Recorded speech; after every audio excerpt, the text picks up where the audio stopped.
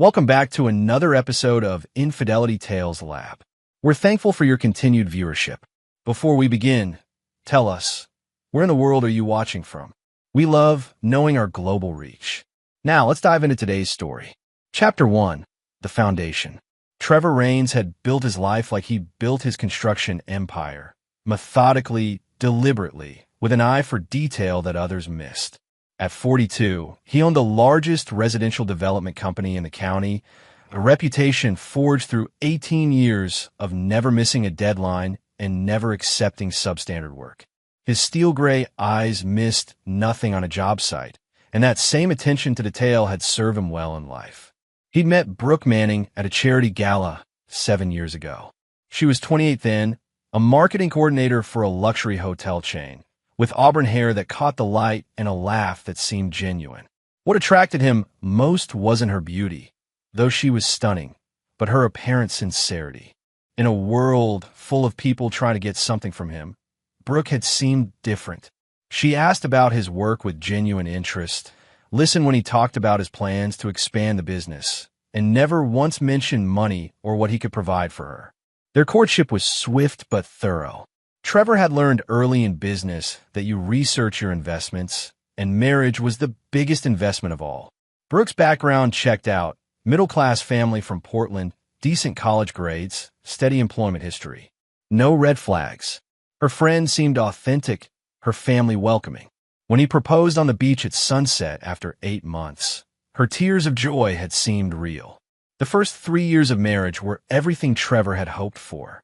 Brooke left her hotel job to start her own boutique marketing consultancy, specializing in high-end restaurants and local businesses.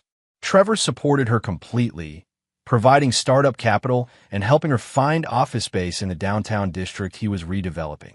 She was successful, driven, and passionate about her work. They traveled together, hosted dinner parties, and talked about starting a family. But Trevor's keen eye for detail began picking up inconsistencies around year 4. Small things at first: client dinners that ran unusually late, weekend strategy sessions that couldn't be interrupted, a new secretiveness about her phone. Brooke had always been social and outgoing, but her explanations for her increasing absences felt rehearsed. Her boutique consultancy was doing well, but not well enough to justify the new designer clothes and jewelry that appeared in her wardrobe. The changes were subtle enough that most husbands might have dismissed them, but Trevor Raines had built a multi-million-dollar business by noticing what others missed. When a subcontractor was skimming materials, Trevor caught it in the inventory discrepancies. When a project manager was cutting corners on foundation work, Trevor spotted it in the concrete delivery schedules. And now, those same instincts were telling him that something was very wrong with his marriage. Trevor's childhood had taught him that people would disappoint you if you let them. His father had abandoned the family when Trevor was 8, leaving his mother to work 2 jobs to keep their apartment.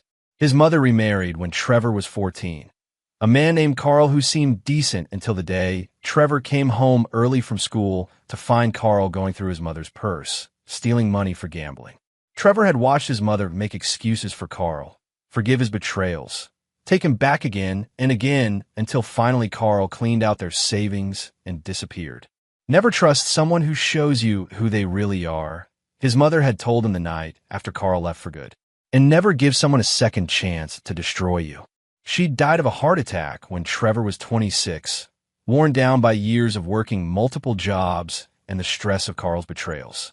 Those lessons had shaped Trevor into the man he was: successful, careful, and utterly unforgiving of betrayal.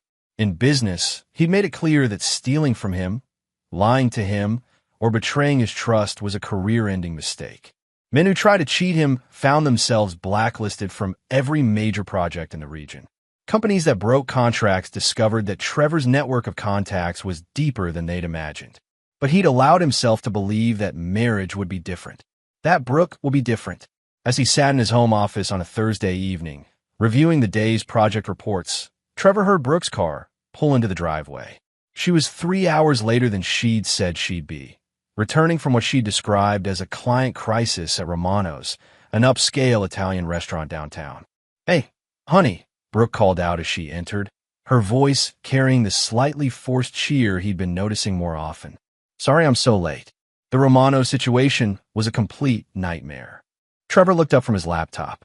What kind of crisis keeps a marketing consultant until 10 at night? Brooke appeared in the doorway, still in her business attire, but looking more polished than someone who'd been dealing with a crisis should look. Her makeup was fresh, her hair perfect. Their head chef walked out in the middle of dinner service. I had to help them figure out damage control for social media and coordinate with their backup chef. Total chaos. Trevor nodded, making a mental note. Romano's was one of his favorite restaurants. He'd eaten there just last week and had a good relationship with the owner, Giuseppe Romano. That sounds stressful. Is Giuseppe handling it okay?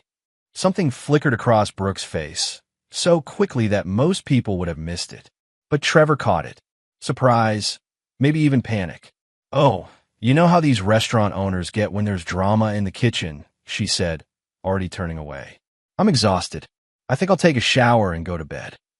Trevor watched her retreat upstairs, then picked up his phone. Giuseppe Romano answered on the second ring. "Trevor, good to hear from you. How's the Harbor Point development coming?" "Moving right on schedule." "Giuseppe, I hate to bother you, but my wife Brooke mentioned she was helping you with some kind of crisis tonight." Chef walked out during service. "I wanted to make sure you're okay." There was a pause. "Crisis?" "No, my friend. Everything was normal tonight. Same chef we've had for 3 years. Your wife, she was here for dinner, but not for business. She was with a man, I assumed a client, very well-dressed, good-looking fellow. They had the corner table, seemed to be having a very intimate conversation." Trevor's grip tightened on the phone. "What time was this?" "They arrived around 7:30, left maybe 45 minutes ago." "Is everything all right?" "Everything's fine, Giuseppe. Thanks." Trevor ended the call and sat back in his chair. 7:30 to 9:15. Intimate conversation. A well-dressed, good-looking man who wasn't her husband. For the first time in 7 years of marriage, Trevor Raines allowed himself to consider that his wife might be lying to him. And lying meant betrayal. And betrayal meant war. Chapter 2. The Investigation. Trevor had spent 3 weeks conducting surveillance the way he managed construction projects, systematically, thoroughly, and with absolute attention to detail. He'd hired Mitchell Hartley, a former police detective turned private investigator, but only for the technical aspects. Trevor did most of the legwork himself, applying the same methodical approach that had made him successful in business. The picture that emerged was devastating and clear. Brooke was having an affair with Ryan Castellano, a real estate agent who specialized in luxury properties. Castellano was 34, divorced, and worked for Meridian Luxury Realty, the same firm that had handled the sales for several of Trevor's high-end developments. That's how they'd met. Brooke had been hired to handle marketing for Trevor's Harbor Point project, and Castellano had been the listing agent for the completed homes. What made it worse was the timeline. Mitchell's investigation revealed that the affair had been going on for 14 months. 14 months of lies, of elaborate deceptions, of Brooke looking Trevor in the eye every morning and evening while betraying everything their marriage was supposed to represent. The evidence was overwhelming.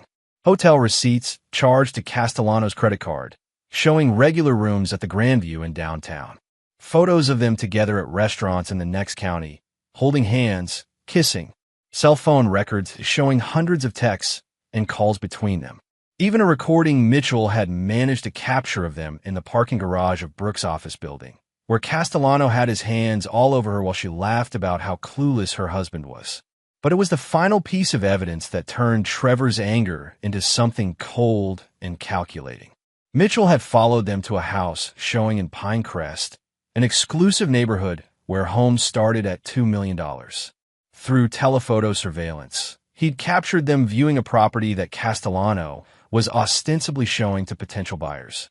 But there were no other buyers present, and their behavior was hardly professional. More importantly, Mitchell had recorded their conversation through a parabolic microphone as they stood on the property's back deck. "This could be perfect for us," Brooke had said, gesturing at the sprawling house with its infinity pool and mountain views. "Once I'm divorced, and we could be together openly." "The timing has to be right," Castellano had replied. Your husband's company is worth what? 12 million? Even with a prenup, you're looking at a significant settlement in this state. The prenup isn't ironclad.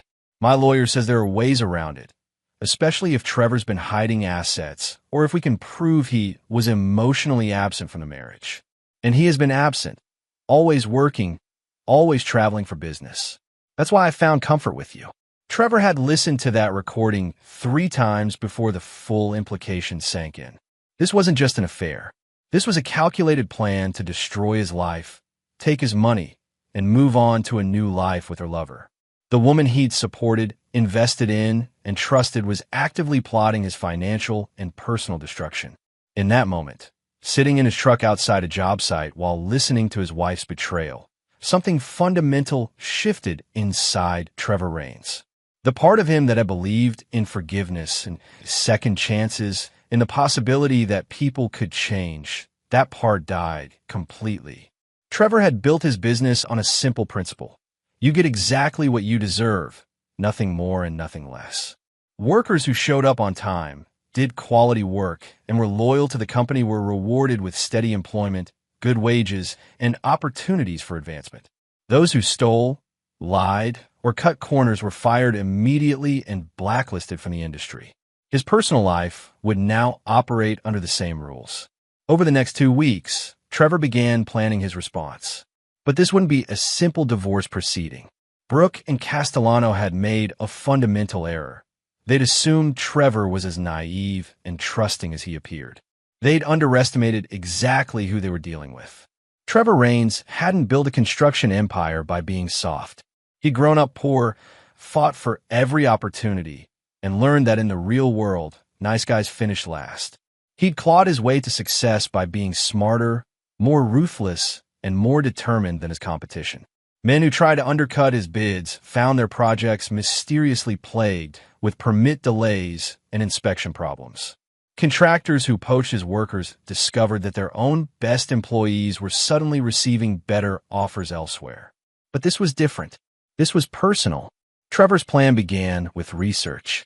He learned everything there was to know about Ryan Castellano, his financial situation, heavily leveraged with multiple properties and significant debt. His professional reputation, generally good, but with some complaints about overselling properties. His personal life, recently divorced from his wife Angela, who had custody of their 2 children, and his weaknesses, a gambling problem that his ex-wife had cited in divorce proceedings. Trevor also investigated Brooke's lawyer, the one she'd mentioned in the recording. Patricia Vance was known for aggressive divorce tactics and had a reputation for finding creative ways to maximize settlements for her female clients. She was expensive, confident, and exactly the kind of lawyer someone would hire if they were planning to take their spouse to the cleaners. But Trevor's most important discovery was simpler. Neither Brooke nor Castellano knew that Trevor knew about their affair. They were operating under the assumption that they still had the element of surprise, that they could control the timing and narrative of the divorce. That assumption would destroy them. Trevor's brother-in-law Derek had been dropping hints for weeks about Brooke's busy schedule and late nights. Derek was married to Trevor's sister Candace, and while he meant well, he had all the subtlety of a construction crane. Trevor had been dodging Derek's increasingly obvious attempts to have a serious conversation about Brooke, but now he realized Derek's clumsiness could be useful. Trevor's 43rd birthday was approaching, and Candace had been planning a family party at their house. Trevor suggested they move it to his place instead, and that they invite some of Brooke's friends and colleagues as well. "Let's make it a real celebration," he told Candace. "Invite everyone." When Candace asked if she should invite Ryan Castellano, since he'd worked with Trevor on real estate projects, Trevor had smiled and said that was a great idea. As Trevor finalized his plans, he found himself thinking about his mother's final words about betrayal. She'd been right about Carl, right about second chances, right about the importance of seeing people for who they really were. Brooke and Castellano were about to learn that Trevor Raines had been paying very close attention. Chapter 3. The Setup. The week before his birthday party, Trevor moved through his daily routine with the precision of a man executing a complex construction project. Every conversation, every action, Every seemingly casual decision was calculated to position his targets exactly where he needed them. On Monday, he had lunch with Giuseppe Romano, ostensibly to discuss a potential restaurant location in Trevor's newest development. But Trevor had another agenda. "Giuseppe, I need to ask you a favor," Trevor said as they finished their meal. "I'm having some people over for my birthday Saturday night, and I'd love to have some of your famous tiramisu. Could your pastry chef make something special?" "Of course, my friend. How many people?" "About 20. And, Giuseppe, there might be some business discussed. I'm thinking about partnering with someone on a new project, and this party could be where we make it official.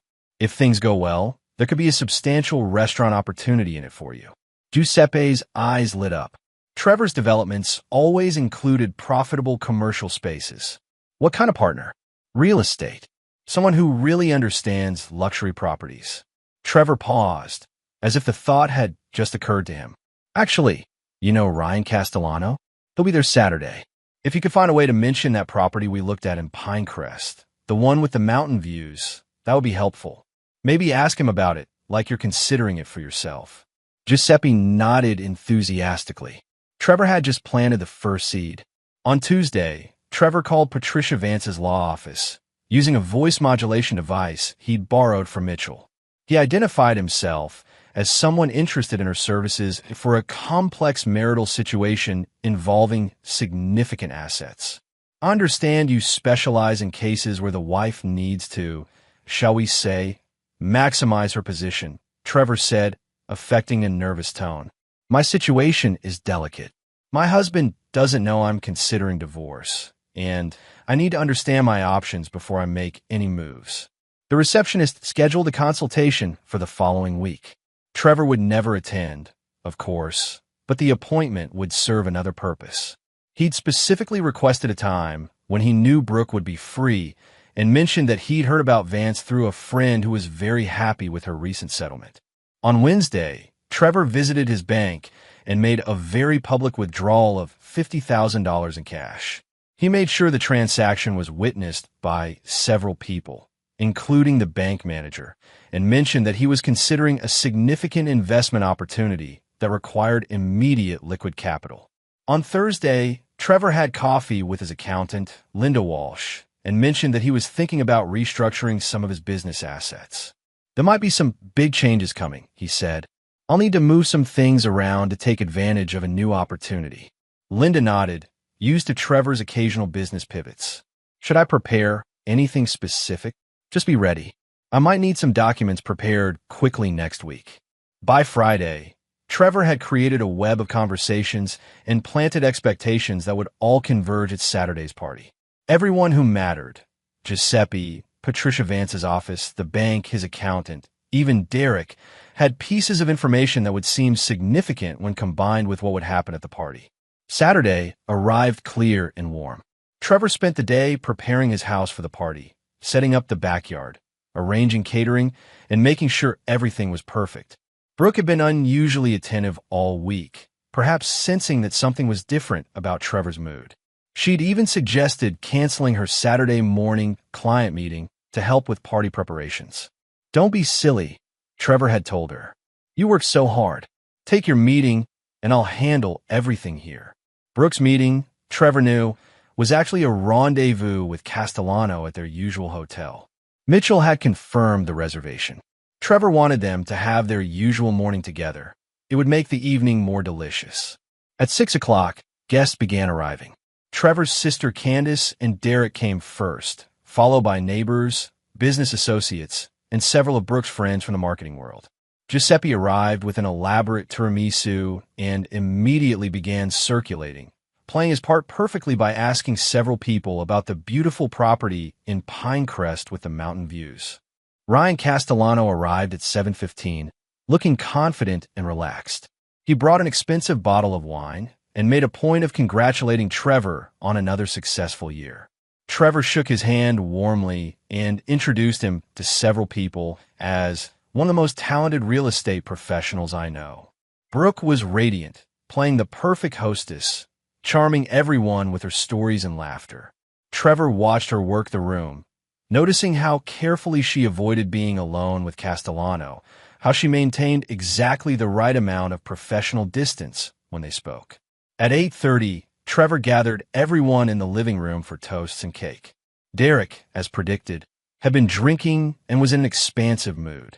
"Before we do cake," Derek announced, "I have to say something about my brother-in-law here. Trevor, you work too damn hard, man.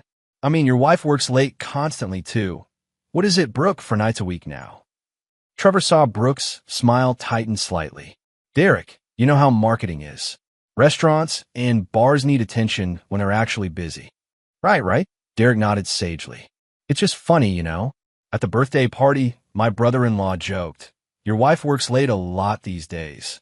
The room laughed politely. Trevor maintained his smile, watching Brooke's face. "She does work incredibly hard," Trevor said. "Though I have to admit, sometimes I wonder what kind of crises require so much personal attention." Brooke laughed, but Trevor caught the flash of nervousness in her eyes. "He's so clueless and dumb to notice anything," she said, and the room erupted in laughter at her playful jab at her husband. Trevor laughed along with everyone else, then stood up smoothly.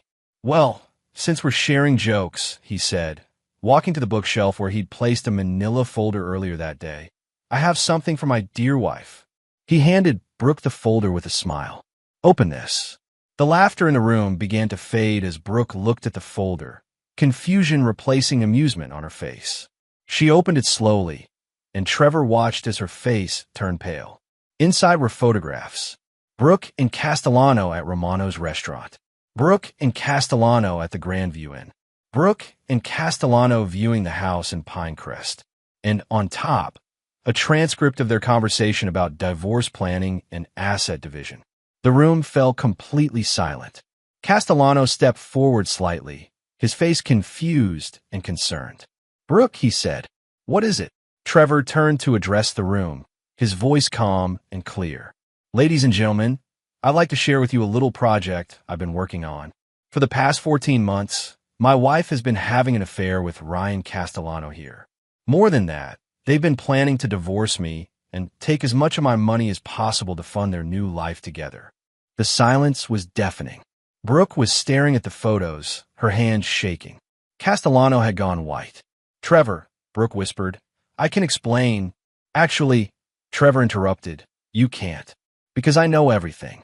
Every hotel room, every lie, every conversation about how clueless I am and how much money you think you can steal from me." Trevor looked around the room at the shocked faces of his guests. His sister Candace was staring open-mouthed.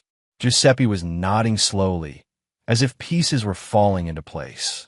Derek looked like he wished he'd never made his joke. "The party's over," Trevor announced. "Thank you all for coming to help me celebrate not just my birthday, but my liberation from a lying, cheating wife." As guests began to move toward the door in stunned silence, Trevor turned back to Brooke and Castellano. "You two stay," he said quietly. "We need to talk." Chapter 4. The Revelation. The last guest departed in uncomfortable silence, leaving only Trevor, Brooke, and Ryan Castellano in the living room. The remnants of the birthday party, half-empty wine glasses, crumpled napkins, Giuseppe's elaborate tiramisu barely touched, seemed to mock the celebration that had just imploded. Brooke sat on the edge of the couch, the folder of evidence scattered across the coffee table in front of her. Her face had gone from pale to flushed as the shock wore off and was replaced by desperation. Castellano stood near the doorway, looking like he wanted to bolt, but knowing that running would only make things worse. "Trevor, please," Brooke began, her voice shaking. "Let me explain." "Explain what?" Trevor's voice was eerily calm as he loosened his tie and sat down across from her. "Explain how you've been lying to me for over a year? Explain how you've been planning to divorce me and steal my money? Or explain how you call me clueless and dumb while you were screwing another man?" Castellano cleared his throat. "Trevor, I think I should." "You should sit down and shut up," Trevor said without looking at him. "You'll get your turn." Castellano remained standing but fell silent. Brooke tried a different approach, her tears beginning to flow. "It wasn't supposed to happen like this. Ryan and I, we connected. I never meant for it to go this far. Trevor picked up one of the photographs, the one showing Brooke and Castellano kissing in the restaurant. This doesn't look like an accident, Brooke. This looks like two people who are very comfortable with each other. 14 months, comfortable. How did you? She started, then stopped herself. How did I find out? The same way I find out everything that matters. I pay attention. Trevor set the photo down carefully. Did you really think I wouldn't notice the changes? The late nights, the new clothes, the way you started hiding your phone? I've been watching people try to steal from me my entire career. You weren't as clever as you thought. Brooke's tears were flowing freely now. I was going to end it. I was going to tell you everything and try to work it out. Trevor laughed, but there was no humor in it. Is that why you hired Patricia Vance? To help you work it out by taking half my assets. Brooke's face went white again. How do you know about? I know about everything, Brooke. Every conversation, every plan, every lie. Trevor stood up and walked to the window, looking out at his backyard where an hour ago he'd been hosting a birthday party. I know about the house in Pinecrest that you and Ryan were planning to buy with my money. I know about his gambling debts and how convenient it would be for him to marry a wealthy divorcee. I know about your strategy sessions with Vance about attacking the prenup. Castellano finally spoke up. Look, Trevor, I think there's been a misunderstanding. Trevor turned around slowly. The only misunderstanding is yours, Ryan. You thought you were dealing with some clueless businessman who would roll over and play dead when his wife decided to screw him over. You thought wrong. I never meant for this to hurt you, Castellano said. It just happened. It just happened. Trevor's voice rose for the first time. 14 months of hotel rooms and restaurants and houses shopping just happened. Planning my wife's divorce strategy just happened. Trevor walked over to where Castellano was standing. The real estate agent was taller, but Trevor's presence filled the room. You know what I think happened, Ryan? I think you saw an opportunity. A lonely wife with access to serious money, married to a man who traveled for business. I think you calculated exactly how much my company was worth and exactly how much Brooke could walk away with in a divorce. That's not. Shut up. Trevor's voice dropped to a whisper, which was somehow more threatening than shouting. You made one crucial mistake. You assumed I was stupid. You assumed I wouldn't figure it out until it was too late. You assumed wrong. Brooke tried to stand up, to position herself between the two men. Please, both of you, just calm down. We can figure this out like adults. Trevor looked at his wife, soon-to-be ex-wife, with something approaching pity. Adults?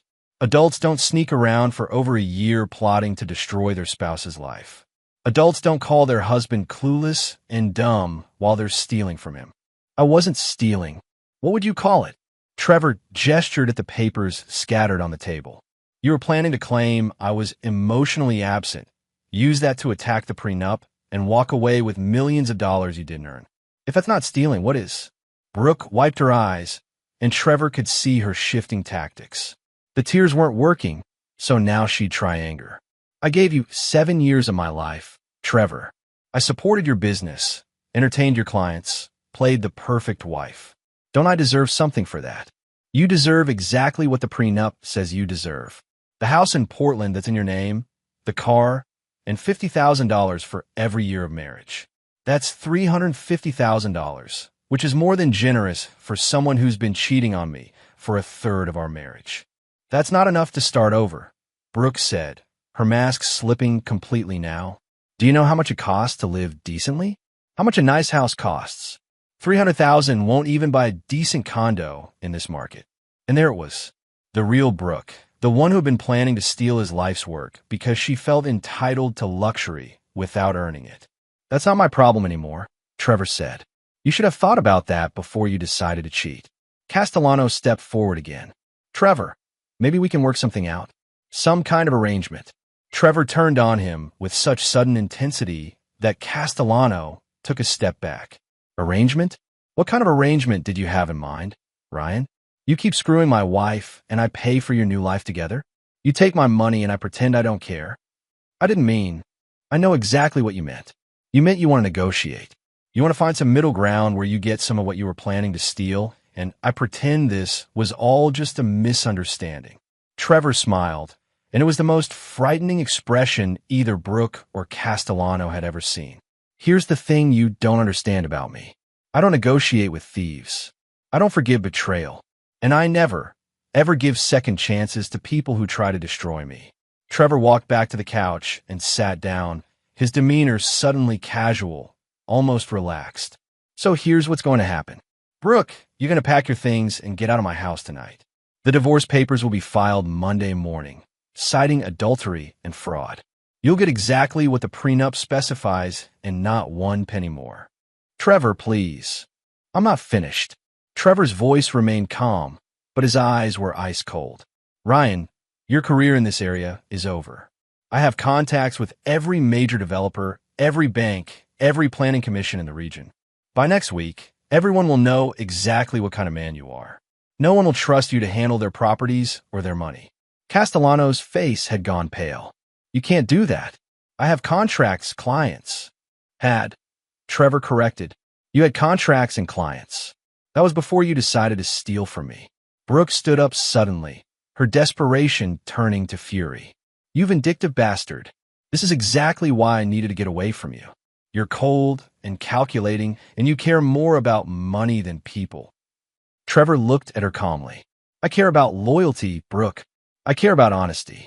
I care about people keeping their word. You violated all of that, and now you're angry because there are consequences. I loved you, she said, tears streaming down her face. I really did love you, but you were never there. Always working, always traveling, always putting business first. Ryan actually pays attention to me. He cares about what I want. He cares about what I can provide for you, Trevor said. Take away my money and see how much attention he pays to a marketing consultant with no trust fund. Castellano opened his mouth to protest, but Trevor held up a hand. Don't. We all know what this was about. You saw an opportunity to upgrade your lifestyle, and you took it. The mistake was thinking I was too stupid to notice. Trevor stood up and walked to the front door, opening it wide. The party's over. Both of you get out of my house. Brooke looked around the living room desperately, as if seeing it for the first time. This house, with its custom finishes and mountain views, would no longer be hers. The life she'd been planning to steal and reshape was slipping away. This isn't over, Trevor, she said, trying to muster some defiance. I'll fight you on this. Patricia Vance is very good at what she does. Trevor smiled again, that same frightening expression. Brooke, you still don't understand who you're dealing with. This isn't the beginning of your fight. This is the end of everything you thought you could take from me. As Brooke and Castellano walked toward the door, Trevor called out one final time. Oh, and Brooke, you were right about one thing at the party. I'm clueless sometimes. I was clueless enough to trust you. But I'm not dumb, and I never forget. The door closed behind them with a quiet click, leaving Trevor alone in his house for the first time in 7 years. But he wasn't feeling lonely. He was feeling free, and he was just getting started. Chapter 5, The Aftermath. Trevor woke up Monday morning to 17 missed calls and 43 text messages. Word of Saturday night's revelation had spread through their social circle like wildfire, and everyone wanted to know what had really happened. He ignored most of them, focusing instead on the calls that mattered. The first was from his lawyer, Harrison Webb, who had been Trevor's legal counsel for business matters since he'd started the company. Webb had received an early morning call from Patricia Vance, who is now representing Brooke officially. She's claiming emotional abandonment and financial withholding, Webb said over coffee at their usual breakfast spot downtown. Vance is arguing that your business travel and long hours constituted constructive abandonment, which could invalidate the prenup. Trevor sipped his coffee calmly. What else? She's also claiming that you've been hiding assets, and that the business valuation in the prenup was artificially low. She wants a complete forensic accounting of your finances going back 5 years. Let her have it, Trevor said. Every record, every receipt, every transaction. I have nothing to hide, and the business valuation was done by 3 independent firms. She's fishing. Webb looked surprised. Most clients in contentious divorces wanted to limit their spouse's access to financial records. Are you sure? A forensic accounting will cost both sides significant money and time. I'm sure.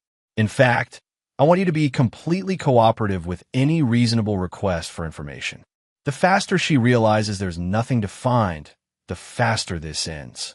What Trevor didn't tell Webb was that he'd spent the weekend making sure his financial records were not just clean, but would reveal something very interesting about Brooke's recent activities.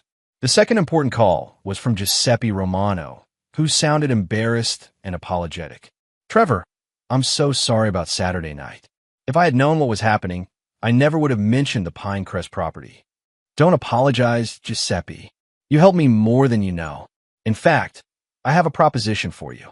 Trevor had spent Sunday morning researching something that had been nagging at him since Saturday night. Castellano had been showing Brooke the house in Pinecrest, but the property record showed that it had been purchased 6 months ago by an LLC called Mountain View Holdings. The buyer had paid cash, well above asking price, and the purchase had been handled by Meridian Luxury Realty, Castellano's firm. A little more digging revealed that Mountain View Holdings was a shell company registered in Delaware, with Ryan Castellano listed as the managing member. Somehow, a real estate agent with significant gambling debts had managed to purchase a $2 million property with cash. "Giuseppe, you know people in the restaurant business all over the region, right?" "Of course. It's a small community. I need you to ask around about something. Quietly. Find out if anyone has heard rumors about money laundering through real estate sales. Specifically, cash purchases of luxury properties through shell companies." There was a pause. "That's a serious accusation, Trevor. I'm not accusing anyone of anything yet. I'm just curious about how a man with Ryan Castellano's financial profile could afford to buy a $2 million house with cash." Giuseppe agreed to ask around discreetly. Trevor suspected that Castellano's sudden wealth wasn't from real estate commissions alone. The third call was the most satisfying. Mitchell Hartley had spent the weekend doing additional surveillance and had discovered something interesting. "Your wife didn't go home Saturday night," Mitchell reported. "She went to Castellano's apartment and hasn't left. But here's the thing. There's been a steady stream of visitors. Men in expensive suits, driving expensive cars. None of them looked like real estate clients." "How many visitors?" 6 different men since Saturday night. All well-dressed. All driving luxury cars with out-of-state plates. And here's the kicker. I ran the license plates. 3 of them came back to rental car companies, but the renters paid cash and used fake names." Trevor felt a familiar tingle of excitement, the same feeling he got when a complex construction project began to come together. "Keep watching. I want to know who these people are and what they want with Castellano." The fourth call came Tuesday morning from an unexpected source, Castellano himself. "Trevor, we need to talk." Castellano's voice was strained, desperate. "There are things you don't understand about the situation." "Such as?" "I can't discuss it over the phone. Can you meet me somewhere private?" Trevor was intrigued, despite himself. "Why would I want to meet with you?" "Because Brooke is in danger, and whether you believe it or not, so are you." Trevor agreed to meet Castellano at a construction site on the outskirts of town, one of Trevor's current projects that would be deserted on a Tuesday evening. He brought Mitchell along, positioned as a lookout, and wore a wire recording device. Castellano arrived looking haggard and nervous, constantly checking over his shoulder. Gone was the confident real estate agent who had shaken Trevor's hand at the birthday party. This man looked terrified. "Talk," Trevor said without preamble. "The house in Pinecrest, the one I showed Brooke, I didn't buy it legitimately. It was purchased with money that doesn't belong to me." "Whose money?" Castellano ran his hands through his hair. "There are people from Chicago, investors who needed to clean money through real estate purchases. I helped facilitate the transactions, took a percentage. It was supposed to be simple: buy properties with their cash, hold them for a year, then sell and return their money clean. Money laundering. Yes, but something went wrong. The FBI started investigating some of their other operations, and now they're nervous about their assets. They want everything liquidated immediately, including the Pinecrest house." Trevor began to understand. "But you can't sell it immediately without taking a loss. And you've been using the house to impress Brooke, letting her think you owned it." "Exactly. And now they know about Brooke, about our relationship, about our plans. They think she's a liability, someone who could expose the operation." "What do they want?" Castellano looked physically ill. "They want their money back with interest." $2.5 million by Friday, or they're going to eliminate what they see as loose ends. Meaning you and Brooke. Meaning all of us. They know about the divorce, about Brooke's plans to get money from you.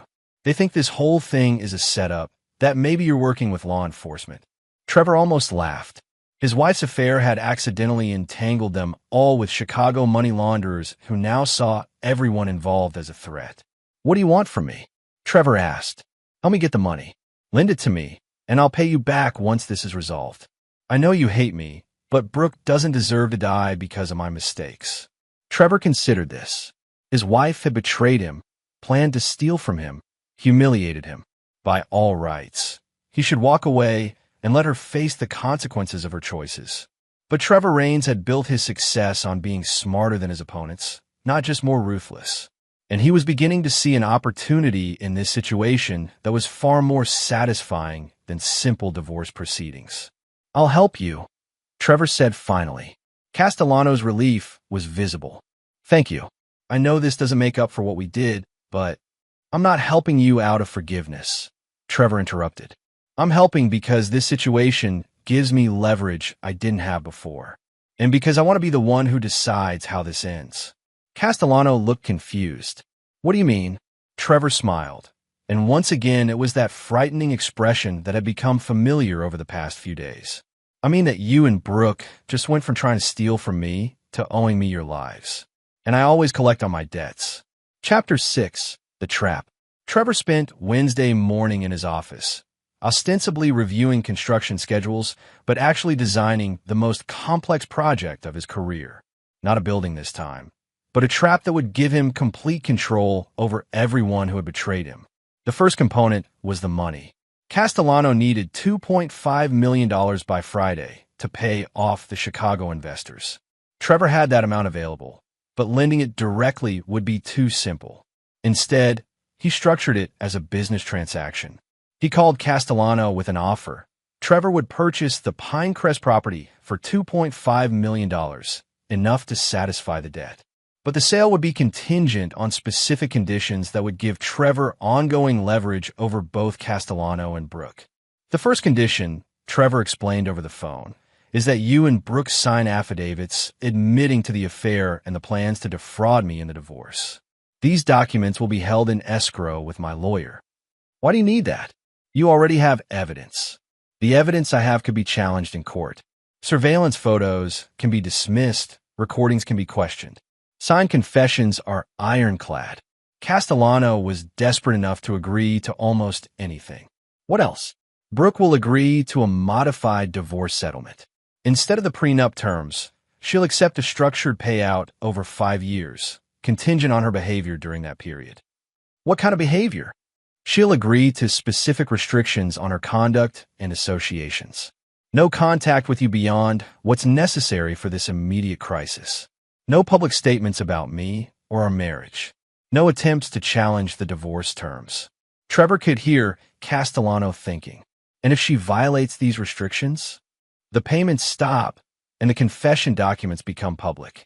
Her reputation, her business, her future prospects, all destroyed.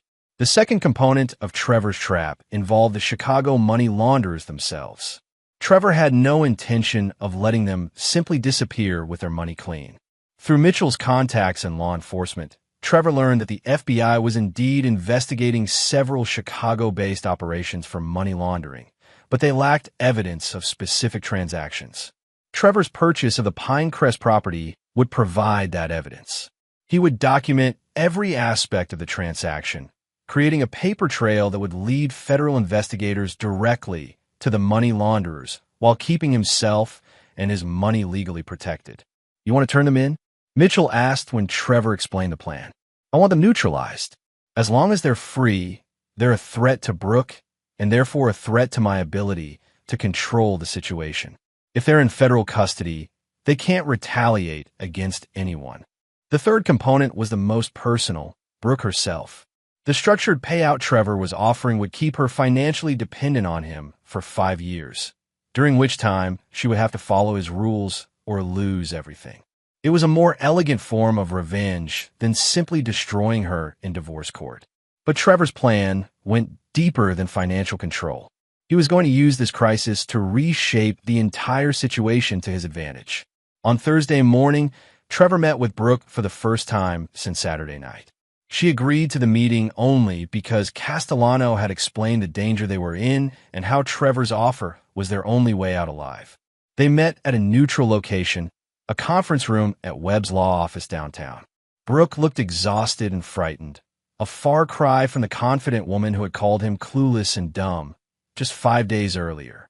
"Ryan told me about your offer," she said without preamble. "I want to understand the terms." Trevor slid a document across the table. "It's all laid out there. You sign the confession, agree to the behavior restrictions, and accept the structured payout. In return, you get out of this situation alive and with enough money to start over."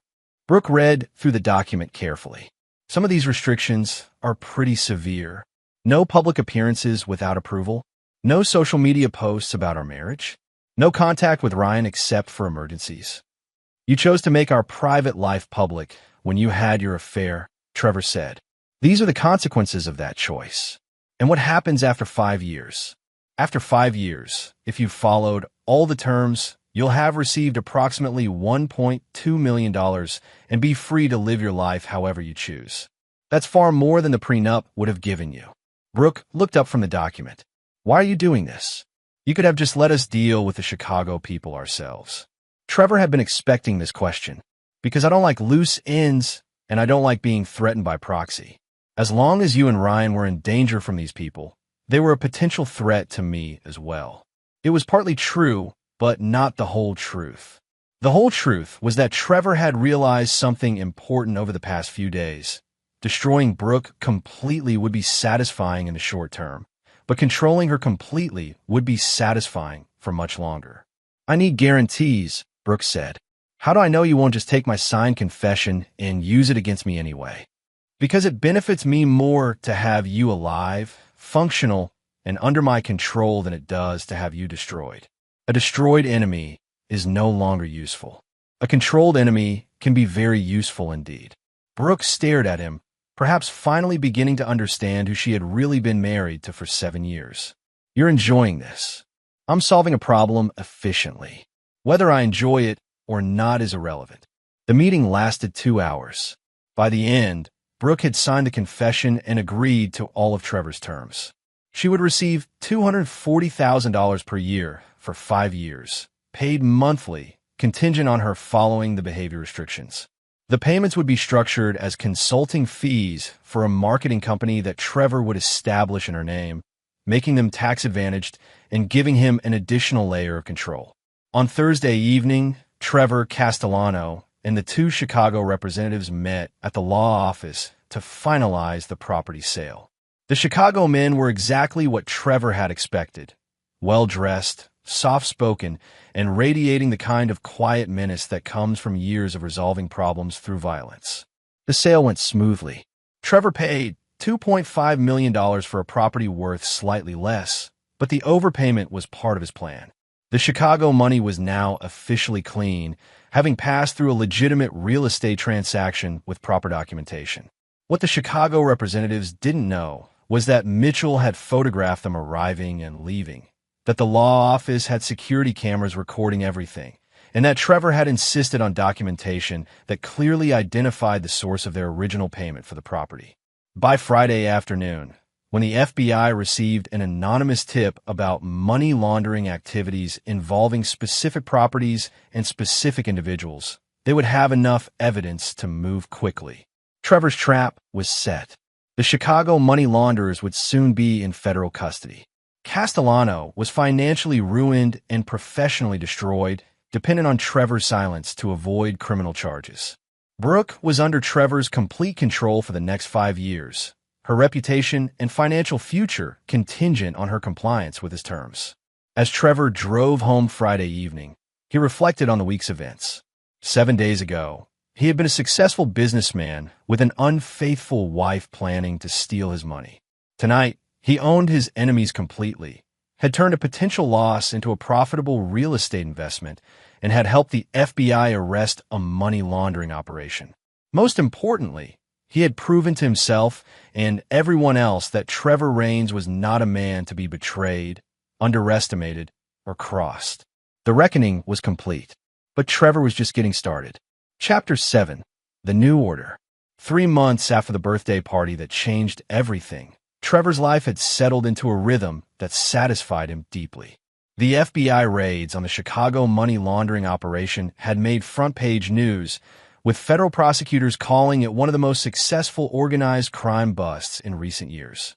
Ryan Castellano's name had been mentioned in several articles as someone who had cooperated with federal authorities, which effectively ended what remained of his real estate career. Brooke was living in a modest apartment downtown, working to rebuild her marketing consultancy under Trevor's watchful eye. The monthly payments from Trevor's consulting company kept her afloat, but every expenditure over a certain amount required his approval. She had learned to send him detailed monthly reports on her activities, her clients, and her finances. The behavior restrictions were working exactly as Trevor had intended. Brooke's social media presence had been carefully curated to avoid any mention of their marriage or divorce. Her public appearances were limited and pre-approved. Most importantly, she had maintained complete silence about Trevor's role in resolving the Chicago situation, understanding that any breach of their agreement would result in immediate financial ruin.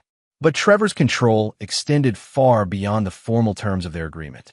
He had systematically undermined Brooke's ability to rebuild her life independently by using his business connections to influence her professional opportunities. When Brooke pitched marketing services to Romano's restaurant chain, Giuseppe politely declined after a quiet word from Trevor. When she applied to join the Regional Marketing Professionals Association, Trevor's contacts on the board raised questions about her reliability during the membership review. When she tried to lease office space in the downtown business district, landlords who had worked with Trevor's development company suddenly found reasons to reject her applications. Trevor wasn't trying to destroy her completely. That would violate their agreement and potentially drive her to desperate measures. Instead, he was carefully managing her success, ensuring that she remained viable enough to continue making payments, but dependent enough to never challenge his authority. The morning routine had become almost ritualistic. Every first Monday of the month, Brooke would arrive at Trevor's office to deliver her monthly report and receive instructions for the coming month. She would sit across from his desk, professionally dressed and carefully composed, while he reviewed her activities and finances with the attention to detail he applied to construction projects. The Romano account, Trevor said during their December meeting, reading from her report. You marked it as a potential client, but noted they declined your services. Yes. Giuseppe said they were happy with their current marketing firm. Trevor made a note in the margin of her report. And the Westfield Mall project? Still pending. The decision committee wants to interview 3 more candidates before making a choice. Another note. Trevor knew that the Westfield project would be awarded to a firm whose owner owed Trevor favors from a previous development deal, but he didn't mention this to Brooke. Your expenses last month were reasonable, Trevor continued, but I noticed you had several dinners out that weren't marked as business expenses. Who were you dining with? Brooke's jaw tightened slightly. This was always the part of their meetings that tested her composure.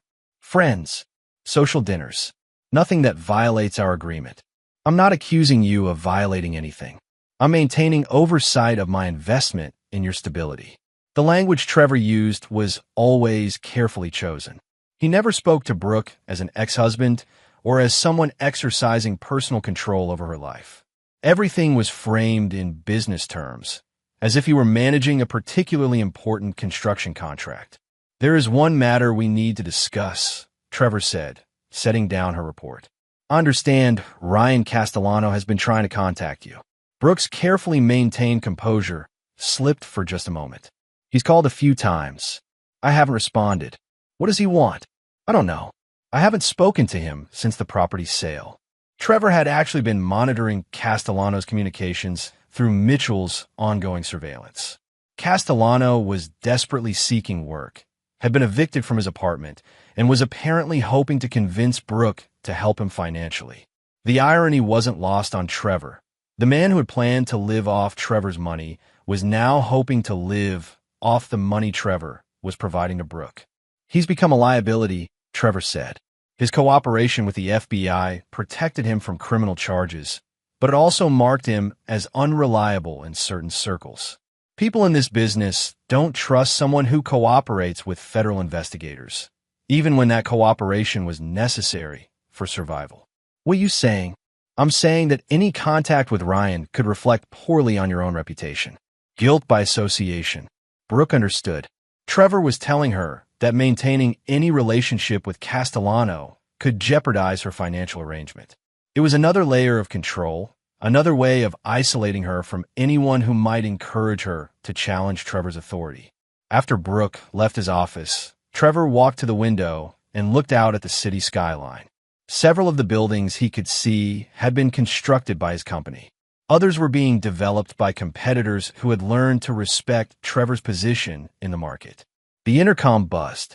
"Mr. Raines? Mitchell Hartley is here to see you." Mitchell entered with his usual efficient demeanor, carrying a folder of surveillance reports and photographs. Their monthly meetings had become routine as well. Brooks maintaining compliance with all the restrictions, Mitchell reported. No unauthorized contacts, no public statements about the divorce, no attempts to challenge the financial arrangements. And Castellano, he's struggling. Lost his real estate license last month. Turns out the state board doesn't like money laundering convictions, even when charges were dropped. He's been working construction jobs, day labor mostly. Trevor nodded. Any indication he's planning to cause problems? None. If anything, he seems broken. The FBI cooperation saved him from prison, but destroyed his reputation and his career.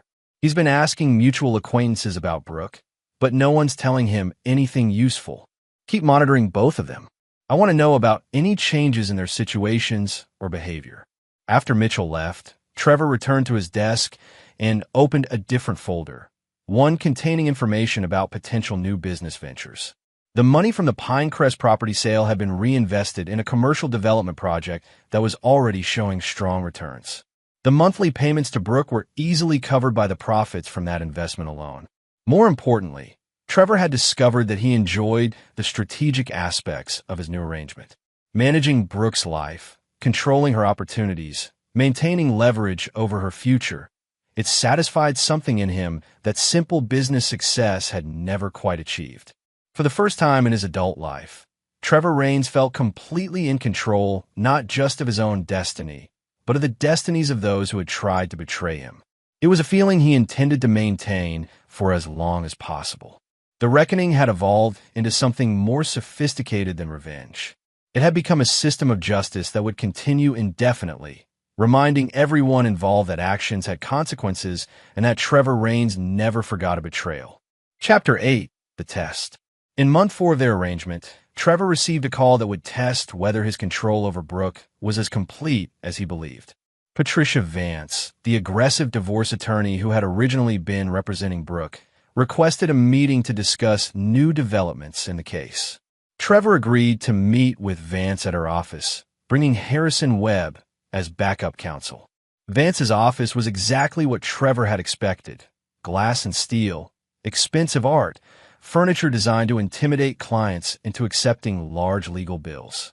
"Mr. Raines," Vance began, "I've been in touch with your ex-wife recently. She's expressed some concerns about the current financial arrangement between you two." Trevor remained silent, letting Webb handle the initial response. "My client's divorce settlement was concluded months ago," Webb said.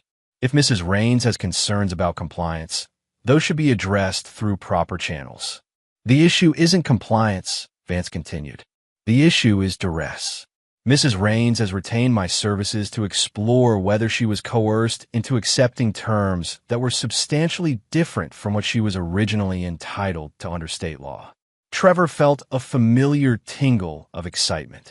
This was the kind of challenge he'd been expecting eventually.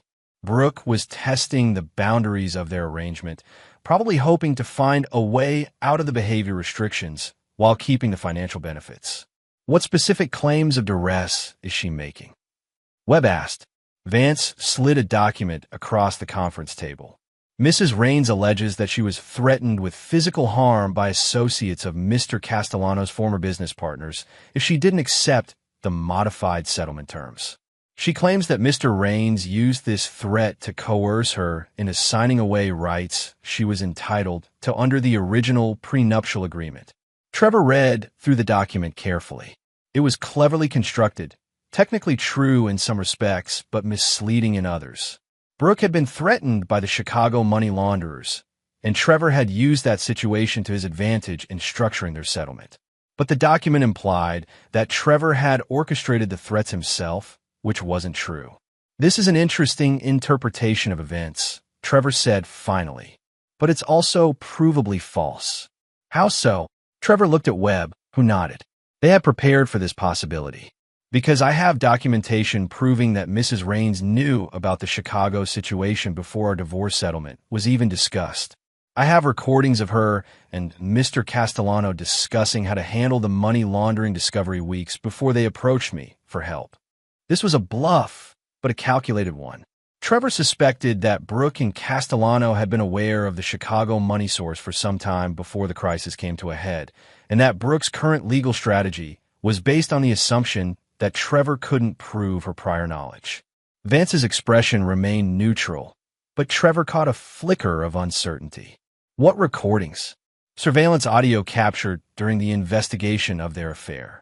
Mrs. Raines and Mr. Castellano discussed the money laundering situation and how it might affect their plans for our divorce settlement.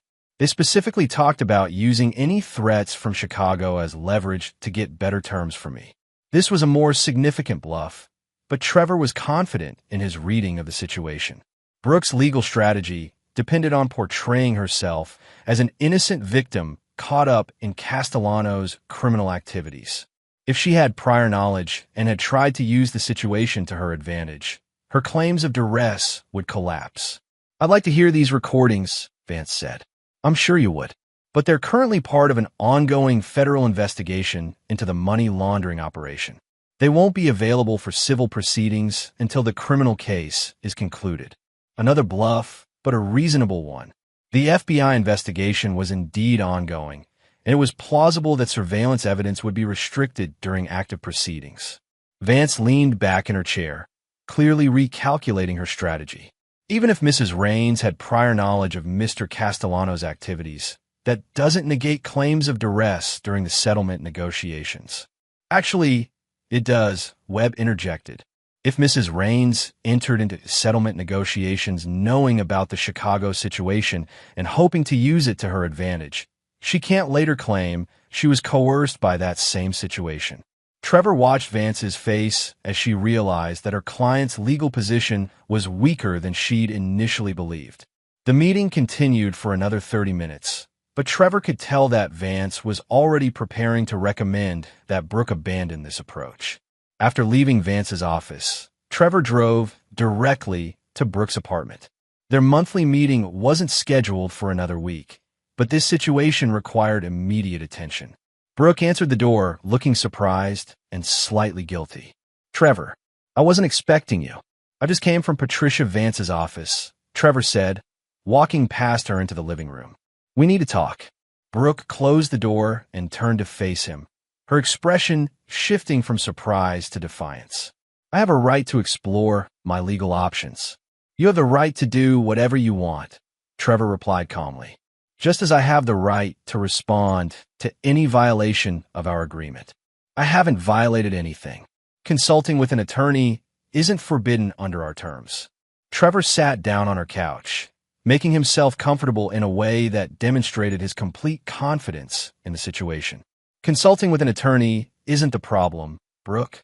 Lying to that attorney about the facts is the problem. I haven't lied to anyone." "Really? Did you tell Vance that you knew about Castellano's money laundering activities before the Chicago crisis came to a head? Did you tell her about the conversations you had with Ryan about using any threats as leverage in our divorce negotiations?" Brooke's face went pale, confirming Trevor's suspicions about her prior knowledge. "I don't know what you're talking about," she said, but her voice lacked conviction. Trevor pulled out his phone and played an audio file. It was actually a recording of a conversation between two of his construction workers discussing a job site problem, but he'd edited it to remove identifying context. To Brooke, listening from across the room, It could easily sound like a muffled recording of voices discussing legal strategies. "That's from 3 weeks before you approached me for help with the Chicago situation," Trevor said, stopping the playback. "Your voice and Ryan's discussing how to use the money laundering discovery to get better divorce terms." It was a complete fabrication, but Brooke's guilty expression told Trevor that his guess about her prior knowledge had been correct. "You can't prove that's us," Brooke said weakly. "I don't have to prove it to you. I only have to prove it to a judge if you decide to challenge our agreement." Voice analysis, timeline verification, testimony from federal investigators about when various facts came to light. It would be a very thorough process.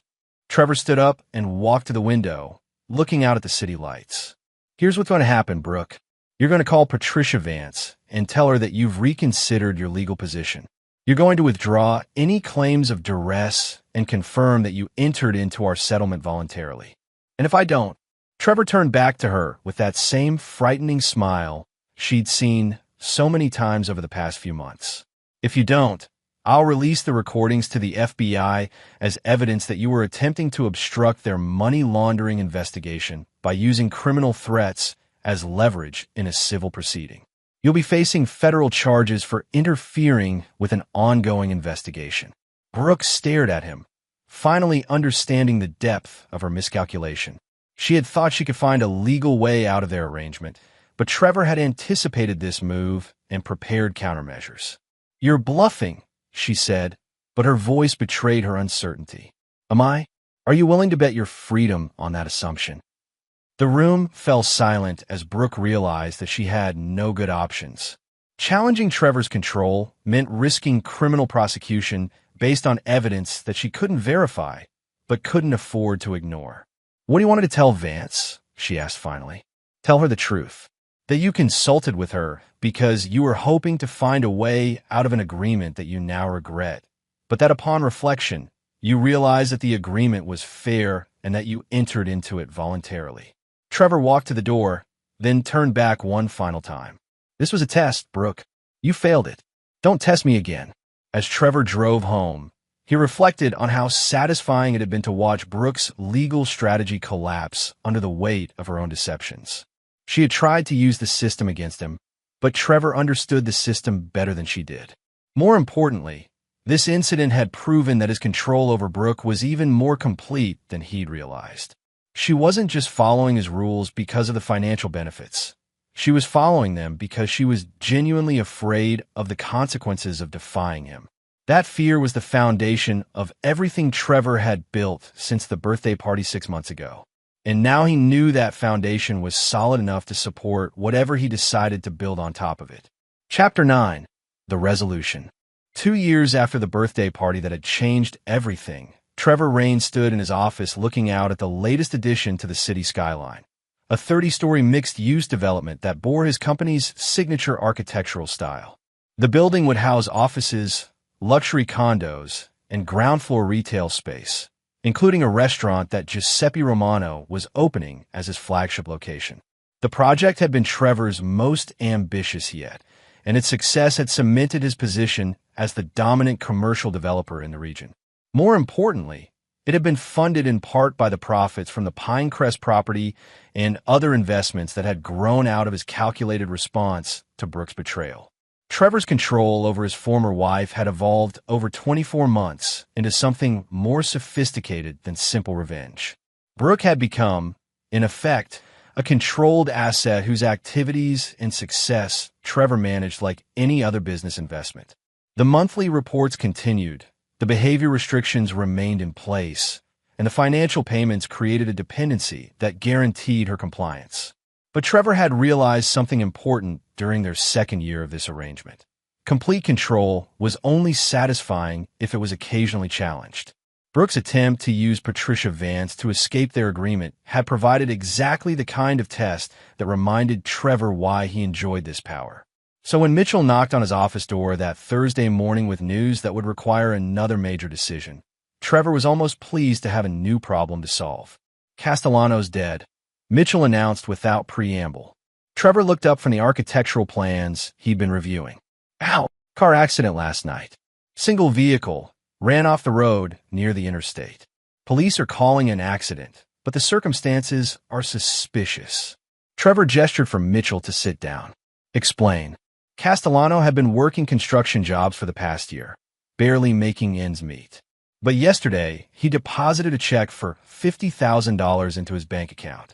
A few hours later, he's dead in a car crash on a road he had no reason to be traveling. Who wrote the check? That's the interesting part. It was from a company called Mountain View Holdings. Trevor felt a familiar tingle of excitement. Mountain View Holdings was a shell company that the Chicago money launderers had used to purchase the Pinecrest property. According to federal prosecutors, that operation had been completely shut down with all principals either in prison or under federal supervision.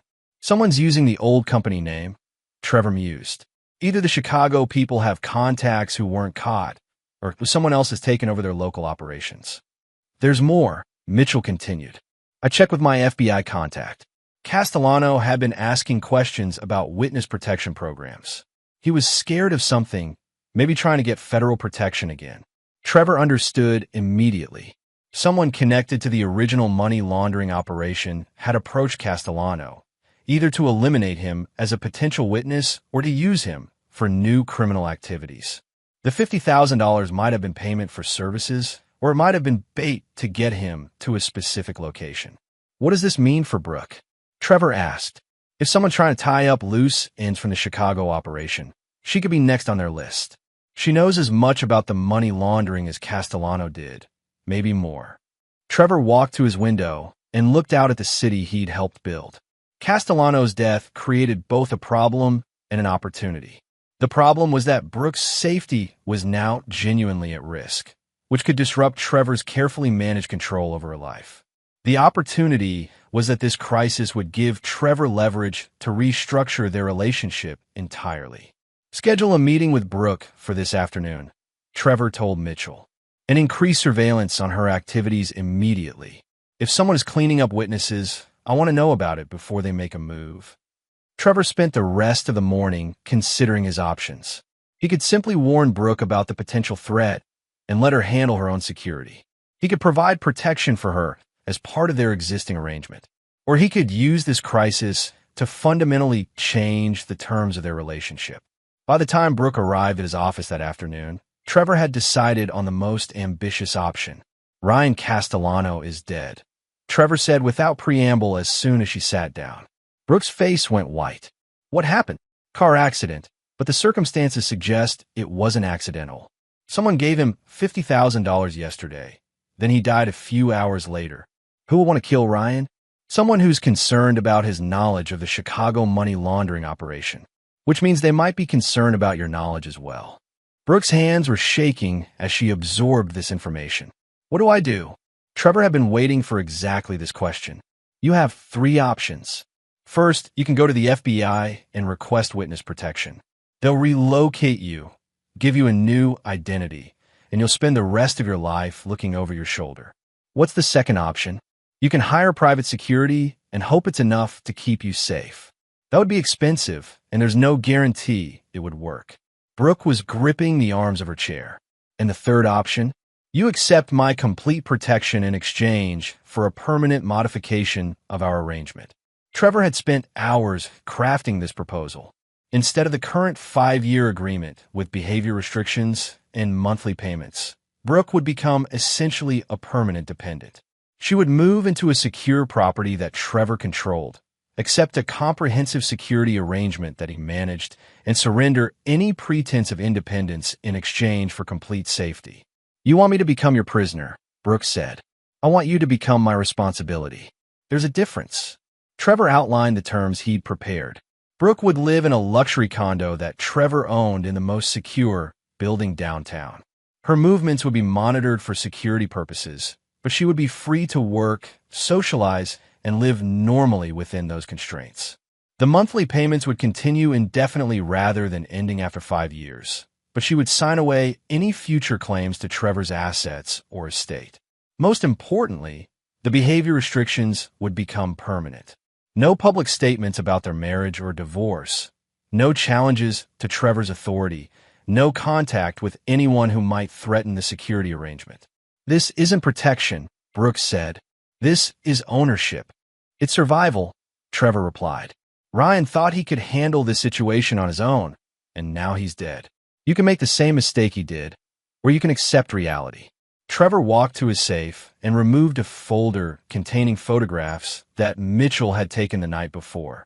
They showed Castellano's car after the accident, the $50,000 check, and surveillance photos of men who had been watching Castellano's apartment in the days before his death. These people are professionals, Brooke. They eliminated Ryan cleanly and efficiently, and they'll do the same to you if you give them the opportunity. Brooke studied the photographs, her face growing paler with each image. How do I know you're not behind this? How do I know you didn't have Ryan killed to force me into this arrangement? Trevor had expected this question, because if I wanted Ryan dead, I would have let the Chicago people kill him 2 years ago when they first threatened him. I kept him alive because a living witness served my purposes better than a dead one. It was true, but not the complete truth. Trevor had indeed protected Castellano during the original crisis, but he'd also made sure that Castellano's cooperation with federal authorities had marked him as unreliable in criminal circles. Trevor hadn't killed Castellano directly, but his actions had created the conditions that led to Castellano's death. I need time to think, Brooks said. You have until tomorrow morning. After that, I withdraw the offer and you're on your own. That evening, Trevor sat in his study reviewing the security arrangements he'd already begun implementing. The downtown condo was being equipped with state-of-the-art security systems. Mitchell's team was prepared to provide round-the-clock protection. Financial arrangements were being restructured to make the new agreement legally airtight. Trevor's phone rang at exactly midnight. Brooke's voice was quiet but steady. I accept your terms, she said. All of them. 3 days later, Brooke moved into the secure condo with 2 suitcases and a box of personal items. Everything else from her old life, furniture, photographs, mementos, was left behind as part of her transition into what Trevor privately thought of as phase 2 of their relationship. The condo was luxurious and comfortable, with floor-to-ceiling windows offering spectacular city views. It was also completely monitored, with security cameras in every room except the bedroom and bathroom, and electronic locks that required Trevor's authorization to disengage. Trevor visited on the first evening to ensure that everything was properly arranged. Brooke stood at the window, looking out at the city lights, her reflection ghost-like in the glass. This isn't how I thought my life would turn out, she said without turning around. This is how your life turned out because of the choices you made, Trevor replied. You chose to have an affair. You chose to plan stealing from me. You chose to get involved with criminals. This is the consequence of those choices. Brooke turned to face him. And your choices? Were the consequences of what you've chosen to do? Trevor considered the question seriously. Over the past 2 years, he had systematically destroyed or controlled everyone who had betrayed him. He had turned personal crisis into business opportunity and emotional devastation into strategic advantage. He had proven that Trevor Raines was not a man who could be cheated, lied to, or discarded without consequences. The consequence of my choices, Trevor said finally, is that I'm in complete control of my life and the lives of people who try to destroy me. I call that a successful outcome. As Trevor left the condo that night, he reflected on how satisfying it was to have reached this point. Brooke was now completely dependent on him for her safety, her financial security, and her future. She would spend the rest of her life as a reminder to anyone who might consider betraying Trevor Raines that such betrayals carried permanent consequences. The reckoning that had begun with a birthday party confrontation had evolved into something larger and more sophisticated. Trevor had created a system of justice that operated outside traditional legal frameworks, but with perfect efficiency. Most importantly, Trevor had proven to himself that he was capable of anything when properly motivated. The shy, trusting husband who had been blindsided by his wife's affair no longer existed. In his place was a man who understood that power was the only reliable protection against betrayal, and that mercy was a luxury he could no longer afford. Trevor Raines had built his business empire by being harder, smarter, and more ruthless than his competition. Now he had applied those same principles to his personal life with equally decisive results. The birthday party had ended with laughter dying and faces turning pale. The reckoning ended with Trevor standing alone at the top of everything he surveyed, surrounded by the controlled ruins of everyone who had tried to destroy him. It was exactly the ending he deserved. And there you have it. Another story comes to an end. What did you think? I'd love to hear your thoughts in the comments below. If you enjoy this story, consider joining our community by subscribing. It means the world to us. For more stories like this one, check out the recommended videos on screen. And I'll see you there. Subscribe to Infidelity Tales Lab for more stories. Now, let's begin this one. Chapter 1. The Recording. Vincent Brown had been mixing sound for 15 years, and he'd learned one truth. People forgot microphones were listening. On that September evening at the Grandview Hotel ballroom, he sat in his booth adjusting levels for Congressman Randolph Vaughn's fundraiser, watching wealthy donors mingle below. Vincent's company, owned by Marvin Saunders, had handled every major event in the city for 2 decades. At 34, Vincent had built a quiet life. His wife Kayla taught 3rd grade, and they just bought a house in Riverside. Simple, safe, predictable. He was packing up his equipment when he noticed the recorder still running on Channel 7, the wireless mic in the private salon adjacent to the ballroom. He'd set it up earlier for the VIP reception. Vincent reached to stop it, then froze. Cleaned up the Harbor Point situation? Vaughn's voice was crystal clear. The inspector's accident was convincing. Brake failure, just like we discussed. That was Marco Knight, Vaughn's campaign manager. Vincent had seen him earlier, all sharp suits and sharper eyes. And the building passes inspection next week. The new inspector knows which boxes to check. 23 floors of luxury condos, cutting-edge waterfront property. Nobody'll ever know the foundation's compromised. Vincent's hands went cold. Harbor Point. His younger sister Lillian worked near there. Thousands would work and live in those buildings. What about the original engineer? Vaughn again, casual as discussing weather. Dorsey McNeil paid him off. The sealed documents show everything's perfect. By the time anyone notices settling, if they notice, we'll have moved our money through offshore accounts. The project launches in 8 months. Vincent grabbed the recorder with shaking hands and ejected the memory card. His engineering degree, the one he'd gotten before choosing sound over structures, let him understand exactly what he'd heard. A compromised foundation on a waterfront high-rise meant eventual catastrophic failure. Not immediately, but someday that building would come down. His phone buzzed. "Marvin, come to the office. Now, don't go home."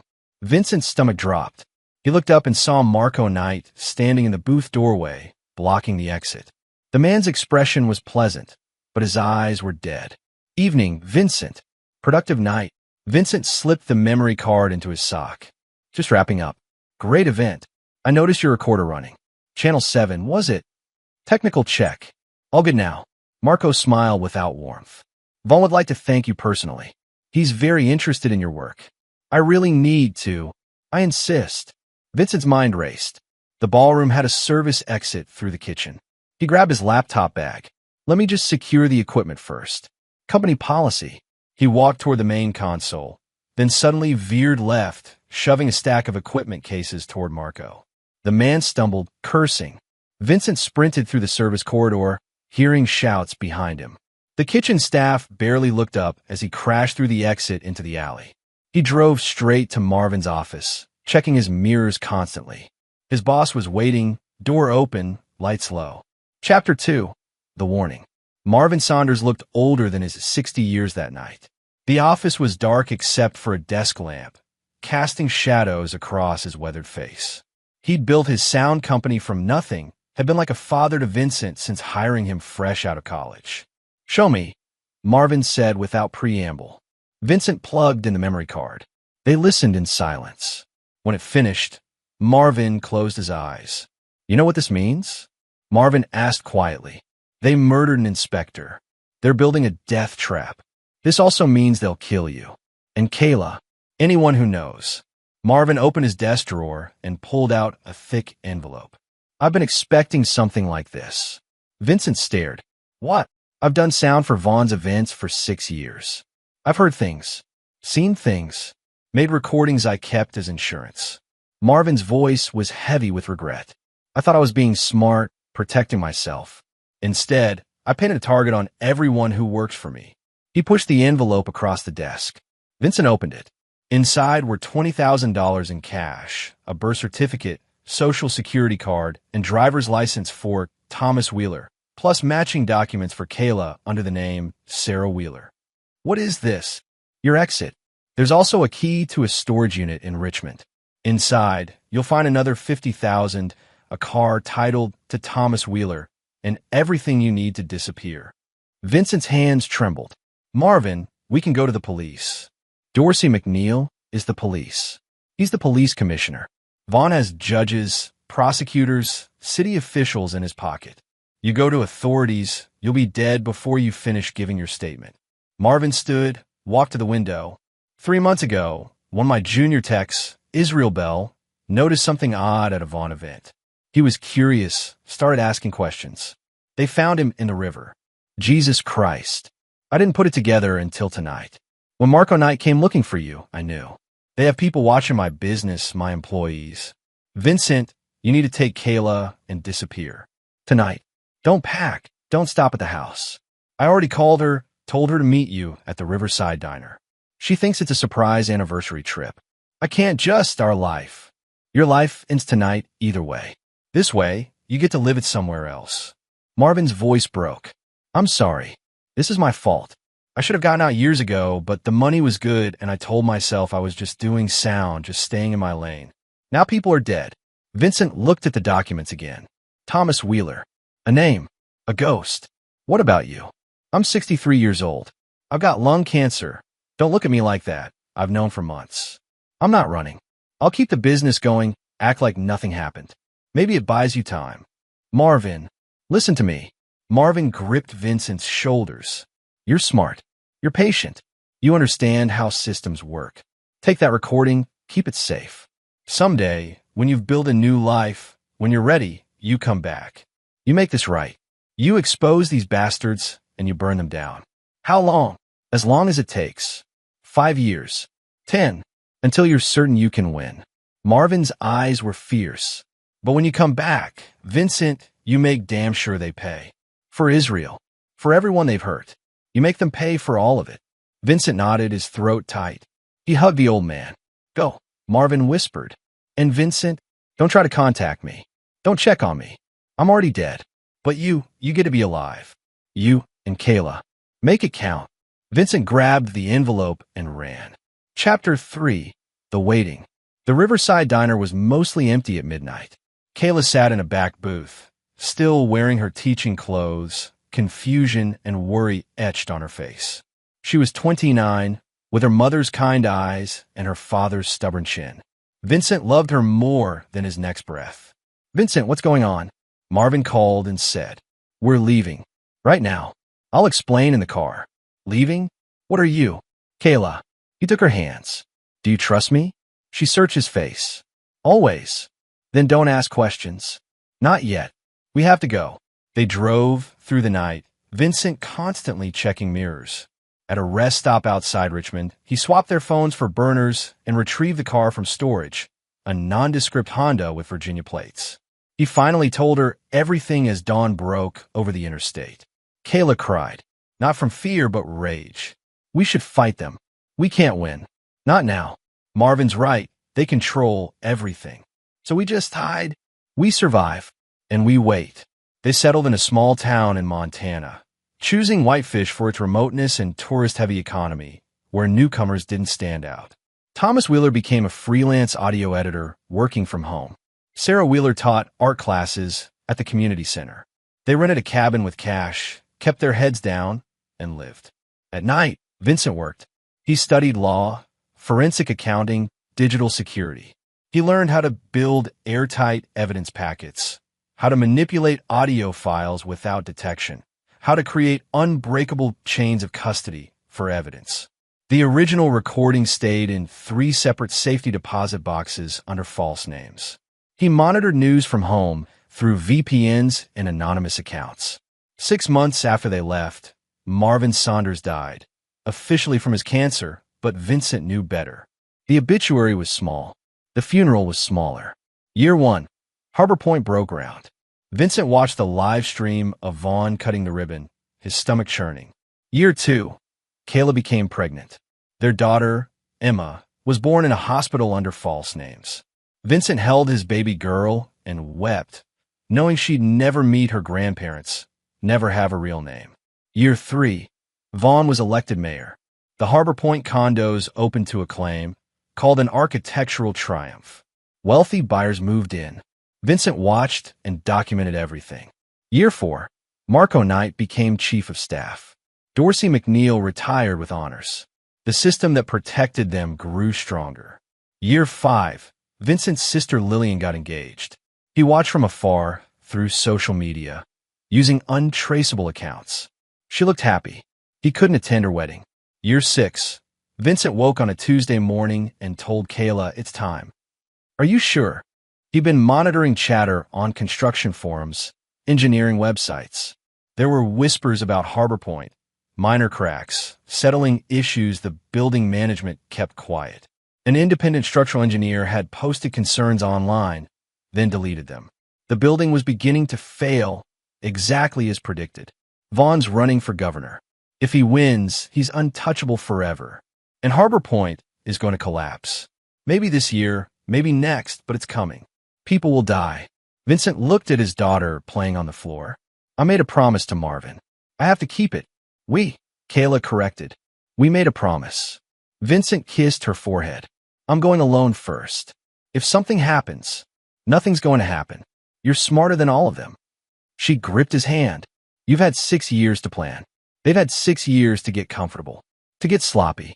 You're going to destroy them, Vincent Brown. He smiled at the sound of his real name. He'd almost forgotten who he was. Yeah, he said. I am. Chapter 4. Ghosts Come Home.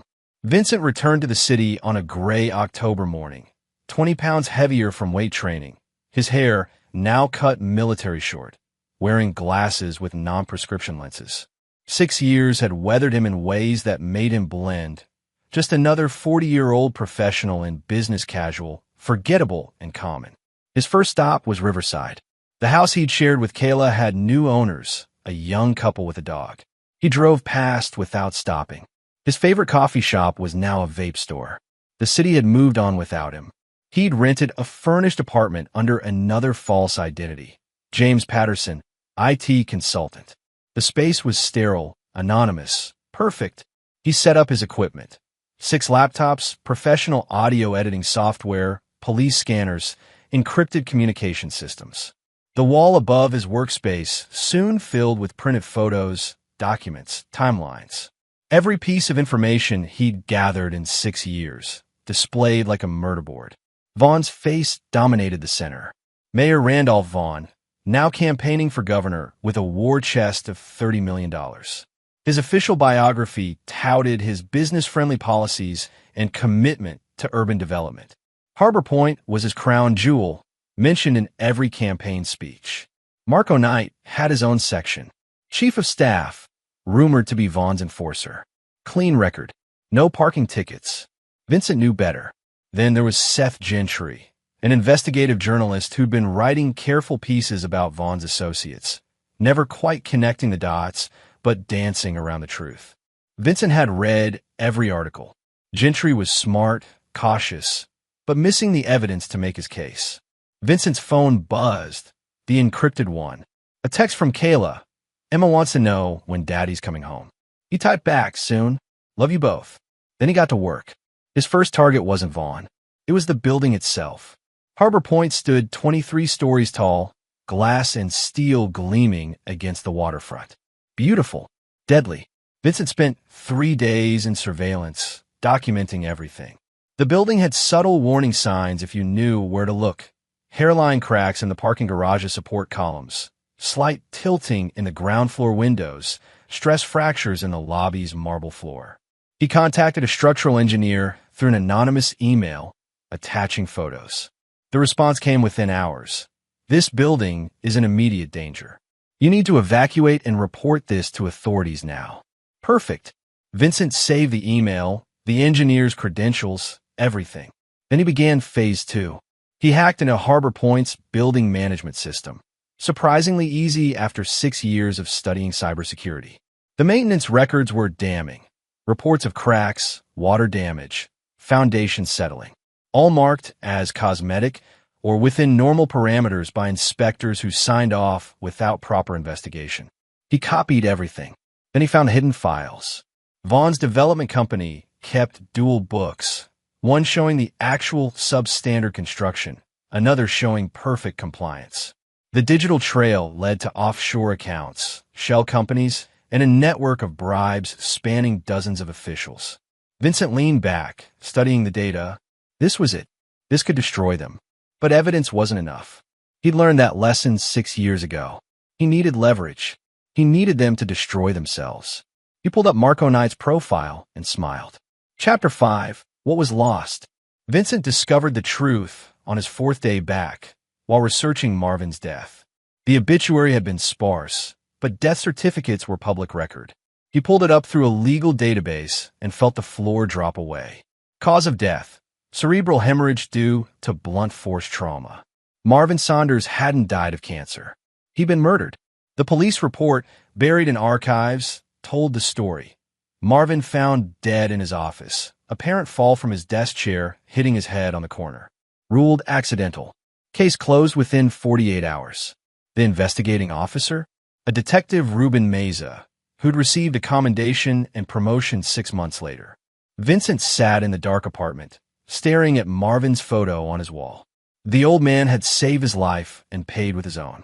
Vincent had known it intellectually, but seeing the proof, the casual brutality of it, the system covering it up, ignited something cold and precise in his chest. He dug deeper. 2 other names emerged from his research. Israel Bell, the junior tech Marvin had mentioned.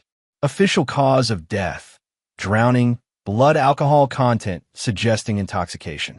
But Israel's friends on social media remembered him differently. A teetotaler training for a marathon. The detective on that case? Also Ruben Meza. Whitney Rogers, a building inspector who'd raised concerns about Harbor Point's foundation in the initial phases. Died in a car accident, brake failure, 3 months before Vaughn's recorded conversation. Detective Meza had handled the traffic investigation. Vincent created a new section on his wall: the dead. 3 faces stare back at him. 3 murders disguised as accidents. All connected to Vaughn, all investigated by the same corrupt detective. He was photographing the police reports when his phone rang. Not the encrypted one, but the burner he'd been using for preliminary contact. The screen showed an unknown number. Hello. Is this the person inquiring about structural issues at Harbor Point? A woman's voice, tense and quick. Who is this? My name is Patricia Riddle. I'm a structural engineer. I've been documenting problems at Harbor Point for 8 months. Someone leaked one of my reports, and now I'm being threatened. Your email gave me hope that someone's finally listening. Vincent's mind raced. What kind of threats? I received photos of my daughter at school. No note, just the pictures. I know what that means. I went to the police, but they told me I was paranoid, that I should stop spreading alarmist rumors about a landmark building. Let me guess, Detective Meza? A sharp intake of breath. Who are you? Someone who wants to bring them down. Can you meet? They met at a diner on the city's east side, far from Harbor Point and Vaughn's influence. Patricia Riddle was 43, steel gray hair pulled tight, eyes that had seen too much. She slid a flash drive across the table. Everything's on here. Stress analyses, foundation surveys, projected failure timelines. That building could collapse in a major storm, an earthquake, or just from accumulated structural fatigue. We're talking hundreds of deaths. Why haven't you gone public? With what? I was hired by a concerned tenant to do a private assessment. I have no official standing, and everyone who matters is paid off. I tried reaching the media, but... She looked around nervously. I have a daughter. I can't end up like Whitney Rogers. Vincent studied her. You knew Whitney? We went to college together. He called me the week before he died, said he'd found something big. Then his brakes failed. She met his eyes. I know what that means. So yeah, I'm terrified. But I can't stay silent while people live in a death trap. What if I told you I could protect you and expose all of them? I'd ask how. Vincent smiled. It wasn't a pleasant expression. I'm going to make them confess. Everything. On tape. And then I'm going to make sure the whole city hears it. That's impossible. I used to be a sound engineer. Before I was a ghost. He pulled out a photo of Marvin Saunders. This man saved my life 6 years ago and paid for it with his own. I'm going to return the favor. Patricia's eyes widened as recognition dawned. Vincent Brown, you're supposed to be dead. I know, but ghosts have advantages. He pocketed the flash drive. Go home, pack a bag, and check into a hotel under a false name. Don't tell anyone where. In 3 days, this will be over. One way or another. What are you going to do? I'm going to give Randolph Vaughn exactly what he wants. Vincent stood. An audience. Chapter 6. The board is set. Vincent spent the next 48 hours building his trap. The plan was complex, relying on psychology, technology, and perfect timing. One mistake would get him killed. He couldn't afford mistakes. Step 1. Plant the seed. He created a false identity. Lewis Brennan, a wealthy real estate investor from Chicago interested in Harbor Point's innovative waterfront model for a project in Illinois. The backstory was airtight, complete with shell company, website, and social media history going back 5 years. 6 years of preparation had taught him how to build convincing ghosts. He contacted Vaughn's campaign office requesting a meeting to discuss a substantial donation in exchange for business development insights. They responded within hours. Money opened doors everywhere. Step 2. The bait. Vincent sent an encrypted email to Seth Gentry, the investigative journalist, from an anonymous account. Want proof Vaughn murdered 3 people to hide Harbor Point's structural flaws? Be at the Grandview Hotel, room 412, this Thursday at 8 p.m. Come alone. Bring recording equipment. Gentry was smart enough to be suspicious and curious enough to show up. Step 3. The stage. Vincent rented a suite at the Grandview Hotel, the same venue where he'd recorded Vaughn 6 years ago. Poetic. He installed wireless microphones throughout the suite, hidden in smoke detectors, picture frames, and electrical outlets. He set up cameras disguised as coat hooks and wall clocks. Every angle covered, every word captured. The feed streamed to 3 separate cloud servers under encryption.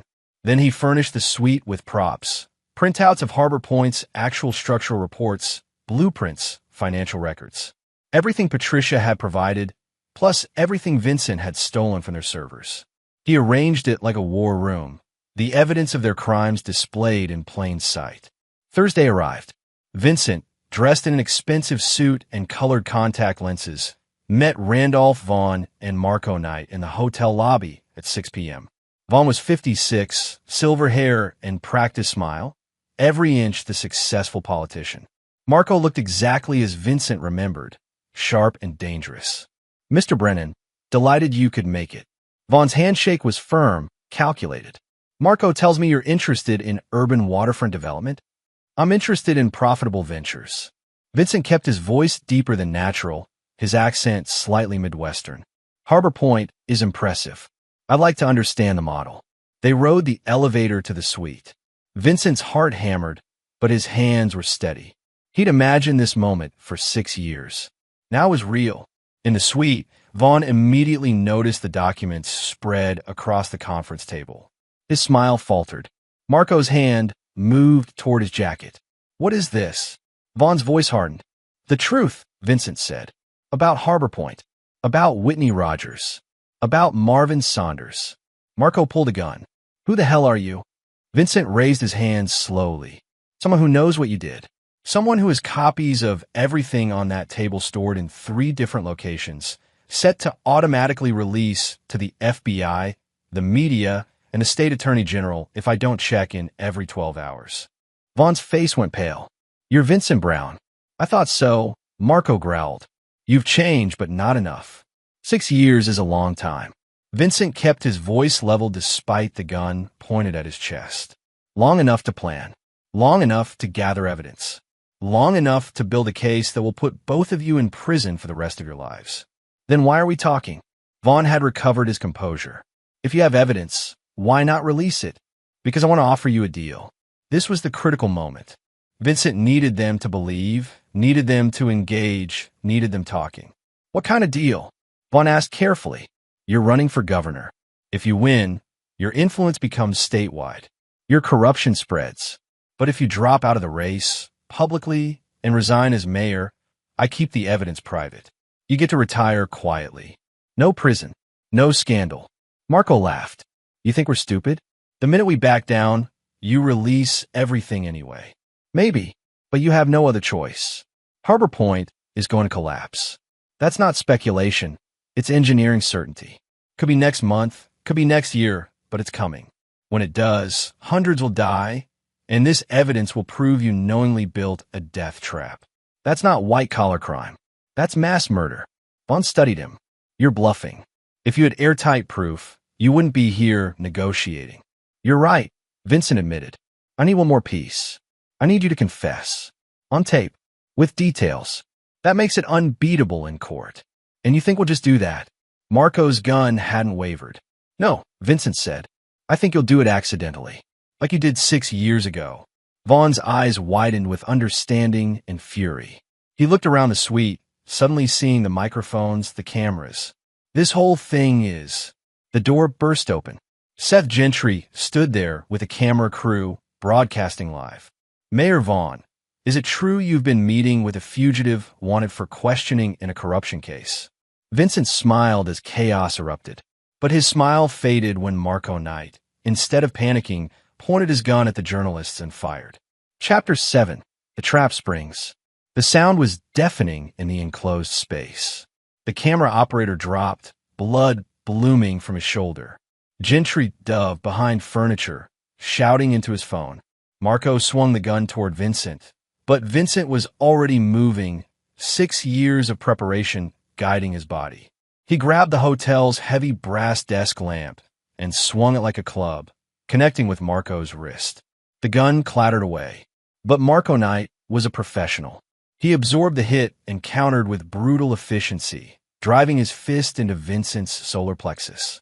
Vincent gasped, stumbling back. Marco followed, his face twisted with rage. 6 years hiding, and you come back for this. Marco spat. You should have stayed dead. He lunged again, but Vincent dropped low and swept Marco's legs. They crashed together, grappling on the carpet. Vincent wasn't a fighter, but he'd spent 6 years getting stronger, preparing for this exact moment. He drove his elbow into Marco's throat, buying himself seconds to scramble for the gun. Vaughn bolted for the door. Gentry, still on his phone, tried to block him, stupid and brave in equal measure. Vaughn shoved him hard into the wall and ran. Vincent's fingers closed around the gun just as Marco recovered. He aimed it with shaking hands, but Marco froze at the sight. Don't, Vincent warned. I've got nothing left to lose. Marco's smile was cold. Neither do I. He lunged anyway, and Vincent pulled the trigger. The shot went wide, intentionally. Vincent had never wanted to kill anyone, to stop them. But Marco mistook mercy for poor aim and pressed his attack, pinning Vincent against the wall. They struggled for control of the weapon. Then hotel security burst in, followed by actual police. Not Maze's corrupt precinct, but state police. Seth Gentry had done his homework, calling in reinforcements before he'd even arrived. Marco released Vincent and raised his hands, calculating his options. He attacked us, Marco shouted, pointing at Vincent. This man is a fugitive. He set a trap. We have everything on video, Gentry interrupted, limping over with his phone held high. Live streamed to 3,000 viewers. Your boss just confessed to murder, and your operative just shot my cameraman. You're done. Marco's expression went dead. He looked at Vincent with pure hatred. This doesn't end here. Yeah, Vincent said, breathing hard. It does. As they cuffed Marco Knight, Vincent slipped out through the service entrance. He heard sirens, shouts, more police arriving. His trap had worked, mostly, but Vaughn had escaped, and that meant the game wasn't over. Vincent ran through the hotel's back corridors, mind racing. Vaughn would run to his power base, call in favors, try to spin the narrative. Vincent needed to move faster. He had one advantage. He knew where Vaughn would go. 6 years of studying the man had revealed patterns. When cornered, Vaughn always went to the same place, his private office at Harbor Point, 23rd floor.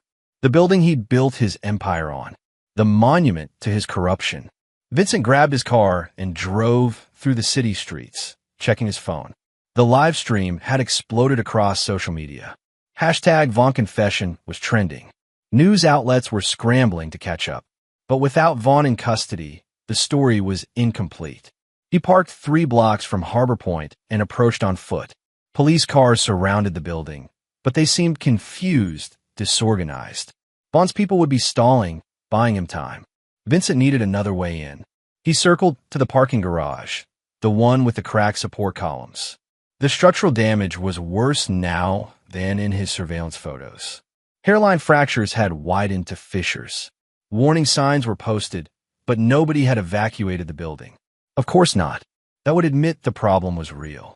Vincent took the maintenance stairs, avoiding cameras and security. His audio engineering background included familiarity with building systems, maintenance access, all the invisible infrastructure people forgot existed. He moved like a ghost through the guts of Harbor Point, climbing toward the top. On the 20th floor, he stopped. His phone showed multiple missed calls from Kayla. He texted, "Almost done. I love you." 3 more floors. His legs burned. His ribs ached where Marco had hit him. But he kept climbing, driven by 6 years of rage and grief and determination. The 23rd floor was executive offices, all dark wood and expensive carpet. Vaughn's private office occupied the corner, floor-to-ceiling windows overlooking the city he'd tried to control. The door was locked. Vincent pulled out a small device, a digital lockpick he'd bought specifically for this moment. The lock clicked open in seconds. He stepped inside.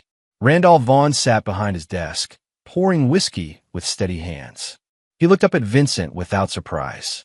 "I knew you'd come," Vaughn said calmly. "You're too obsessed to leave it unfinished." Vincent closed the door. "You murdered 3 people. You built a building you knew would collapse. You corrupted an entire city. And you're sitting here drinking whiskey? What else should I do? Run? Where would I go that your evidence wouldn't follow?" Vaughn gestured to the chair opposite. "Sit. Let's talk, one professional to another." "We're not professionals. You're a murderer." "No, Mr. Brown. I'm a pragmatist." Vaughn sipped his drink. Whitney Rogers was going to tank a billion-dollar development over some calculations. Israel Bell was going to leak security footage. Marvin Saunders had recordings that could destroy me. What would you have done? Not killed them. Easy to say, harder to live by. Vaughn leaned back. "You think you're the hero of this story, but you're just another man willing to break laws when it suits you. You've hacked computers, stolen documents, impersonated officials. How are we different? I'm not killing people. Yet. But you've destroyed lives tonight. Marco's career, mine, dozens of associates who'll be caught in the investigation. All because you couldn't let the past stay buried." Vincent pulled out his phone. "This conversation is being recorded. You just confessed again." Vaughn smiled. "Of course it is. You're predictable, Vincent. That's your weakness. You think you're clever, but you're just angry. Angry men make mistakes. You're the one who made mistakes. You got comfortable. Sloppy. You forgot people were listening." "No," Vaughn said softly. "I knew you were listening. I've known since you came back. Why do you think Marco was in that hotel suite? I was waiting for you to make your move." Vincent's blood went cold. "You knew. I have facial recognition software at every major venue in the city. The moment you walked into the Grandview, I was alerted. Thomas Wheeler might fool humans, but not algorithms." Vaughn stood slowly. "The question was whether to kill you immediately or see what you do. I chose the latter.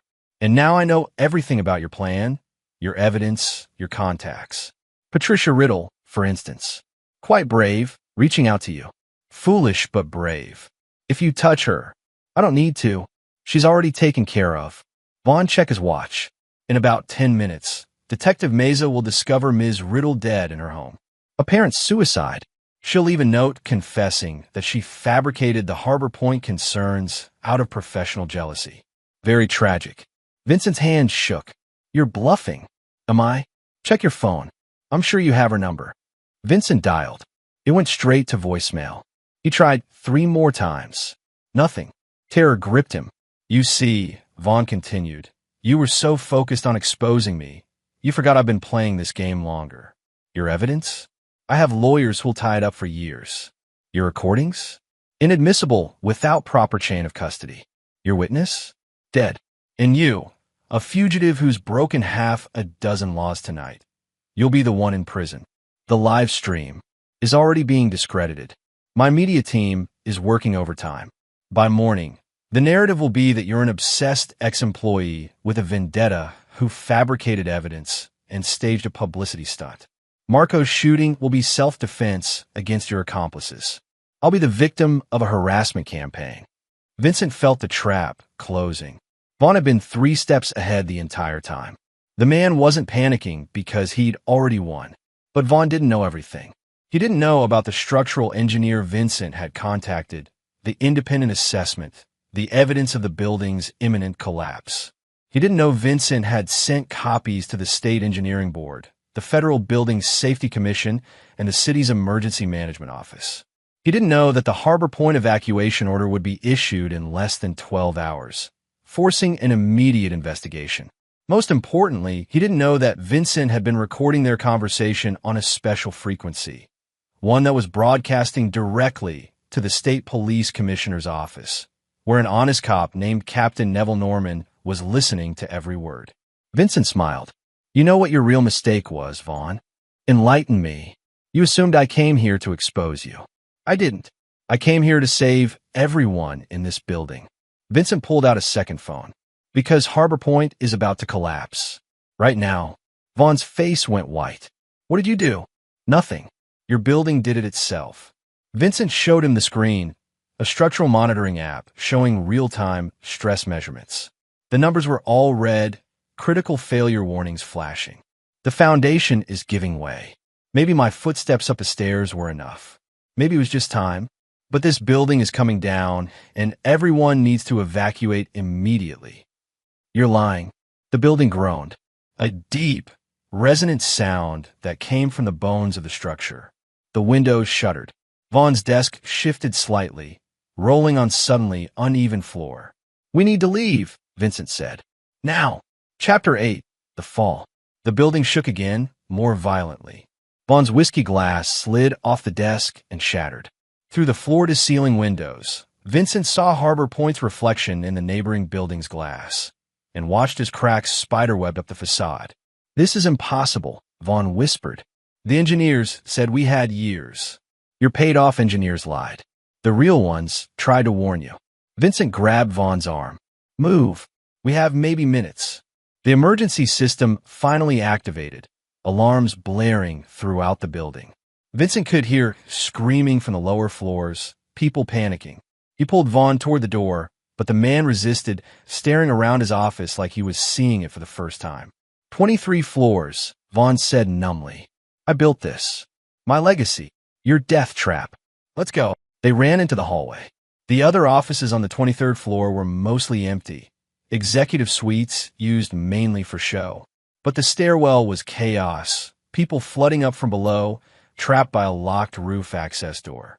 Vincent pushed through, using his maintenance override key to open it. Roof, he shouted. Everyone to the roof. Police helicopters are coming. It was a lie. He had no idea if helicopters were coming. But people needed hope to keep moving. The crowd surged upward. Vincent and Vaughn were swept along, climbing through smoke and dust as the building groaned around them. They burst onto the roof. The wind was fierce, whipping across the open space. About 40 people had made it up. Residents, office workers, security guards. Everyone staring at Vincent, waiting for him to have answers he didn't have. The building shuddered again. The roof tilted 5 degrees. People screamed. Vincent looked over the edge and saw the nightmare unfolding. The entire southern foundation was collapsing, the building beginning to lean like a tree being felled. Helicopters, someone shouted, pointing. 2 police helicopters approached, spotlights blazing. But they couldn't land. The roof was too unstable, tilting more with each passing second. They hovered, lowering rescue baskets. Women and children first, a security guard shouted, and Vincent loved him for having the presence of mind to organize. People formed lines, terrified but orderly. The baskets went down and came up, each carrying 2 or 3 people. Too slow. Way too slow. Vincent counted heads. 40 people. Maybe 6 trips per helicopter. 10 minutes minimum. The building wouldn't last that long. He pulled out his phone, calling Captain Norman. We need more helicopters at Harbor Point. The building's collapsing with people still inside. The roof dropped another 10 degrees. People fell, sliding toward the edge. Vincent grabbed a roof access handle, bracing himself. Vaughn clung to a ventilation unit, his expensive suit torn and covered in dust, all his polish stripped away. How many still in the building? Norman's voice crackled through the phone. I don't know. Dozens. Maybe hundreds. Vincent looked at the entrance. A few more people were staggering up from the stairwell, coughing from dust. We need all the help we can get. Fire department's on the way, but Vincent, that building won't hold. You need to get off that roof. Working on it. The helicopters continue their rescue operation. 10 people. 15. 20. But the building was leaning further, groaning like a dying animal. Vincent could see neighboring buildings being evacuated, police cordoning off blocks. If Harbor Point came down, it would take out half the waterfront. Vaughn crawled toward him. I didn't know, he said, eyes wild. I swear, I thought they were exaggerating the danger. You thought money mattered more than lives. Vincent grabbed him by the collar. All those people down there, they're dying because you cut corners and paid off inspectors. Because you cared more about profit than safety. I know, Vaughn sobbed. God, I know. I'll testify. I'll give you everything. Just help me get off this roof. Vincent looked at him, this powerful man reduced to begging, and felt nothing but contempt. But he nodded. You'll testify. You'll confess to everything. Every bribe. Every murder. Every lie. Yes. Anything. Please. A third helicopter arrived, Coast Guard this time. The rescues accelerated. 30 people off the roof. 35. Vincent waited until everyone else was in baskets or being airlifted before he grabbed the final harness. Come on, he told Vaughn, pulling him toward the rescue basket. They climbed in together, the cable groaning with their weight. The helicopter pilot gave a thumbs up and they lifted off. They were 50 feet up when Harbor Point gave its final groan. The southern foundation completely collapsed. The building folded in on itself, 23 floors of concrete and steel and glass pancaking downward in a roar of destruction. The shockwave hit the helicopter, spinning them sideways. Vincent gripped the basket rim, watching the building he'd spent 6 years obsessing overturn into rubble and dust. It took 47 seconds for Harbor Point to completely collapse. Vincent counted everyone. The helicopter set them down 3 blocks away in a parking lot filled with emergency vehicles. Paramedics rushed forward. Police surrounded them. Vincent saw Captain Norman approaching, flanked by state troopers. Vincent Brown? Norman asked. Yeah, you're under arrest for a long list of charges. But first, thank you. Your warning gave us time to start evacuations. We got most people out. Death tolls at 12 and climbing, but it would have been hundreds without your call. 12. Vincent closed his eyes. 12 people dead because he hadn't acted sooner, hadn't moved faster. 12 lives he couldn't save. And him. Norman nodded at Vaughn, who sat on the curb in shock. He's ready to confess. Everything. I have recordings. Good. Because between your evidence and his confession, we can dismantle his entire organization. Norman's expression softened slightly. You did the right thing coming back. I know it cost you. Vincent thought of Kayla and Emma, waiting in Montana. His family. His life. Not as much as it cost them, he said, looking at the pile of rubble that used to be Harbor Point. Chapter 9. Rebuilding. The trial took 8 months. Vincent testified for 3 days, presenting evidence carefully assembled over 6 years. Patricia Riddle, who had survived the night despite Vaughn's threats, Detective Mays' arrest had interrupted the planned suicide, provided structural analysis proving the building's flaws. Seth Gentry's footage showed Marco Knight's attack and captured key admissions. But the breakthrough came from Vaughn himself. Sitting in a federal holding cell, facing life imprisonment, the former mayor made a decision to burn every bridge. He testified against Marco Knight, Dorsey McNeil, Detective Meza, and 17 other corrupt officials. His detailed confession included the murders of Whitney Rogers, Marvin Saunders, and Israel Bell, plus dozens of other crimes. Marco Knight got 40 years. Dorsey McNeil got 25. Detective Meza got 15. Randolph Vaughn, in exchange for his cooperation, got 12 years in federal prison. It wasn't enough. Not for the 12 people who died in Harbor Point's collapse. Not for the 3 he'd murdered to cover his tracks. Not for the lives he'd destroyed. But it was something. Vincent's own legal situation was complicated. He'd committed crimes: hacking, identity fraud, illegal surveillance. The prosecutor, a stern woman named Verna Hartman, laid out the charges methodically. But Captain Norman advocated for leniency, as did the families of Harbor Point survivors. In the end, Vincent received 2 years of probation and a substantial fine. He could live with that. On a Tuesday morning in June, Vincent stood outside the courthouse with Seth Gentry, who'd become something like a friend through the trial. The journalist was writing a book about the case, working title, The Sound of Collapse.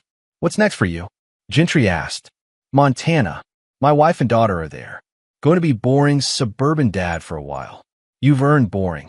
Gentry offered his hand. "Thank you for trusting me with the story. Thank you for having the guts to broadcast it live. That was insane. I know. My producer's still yelling at me." Gentry grinned. "Best career decision I ever made." Vincent's phone buzzed. A text from Kayla. "We're at the airport. Can't wait to see you." She'd kept Emma in Montana during the trial, protecting their daughter from the media circus. But now it was over. Now they could go home, really home, not hiding, not pretending to be someone else. Vincent had one more stop first. Riverside Cemetery was peaceful, all old trees and weathered stones. He found Marvin Saunders' grave easily, a simple marker under an oak tree.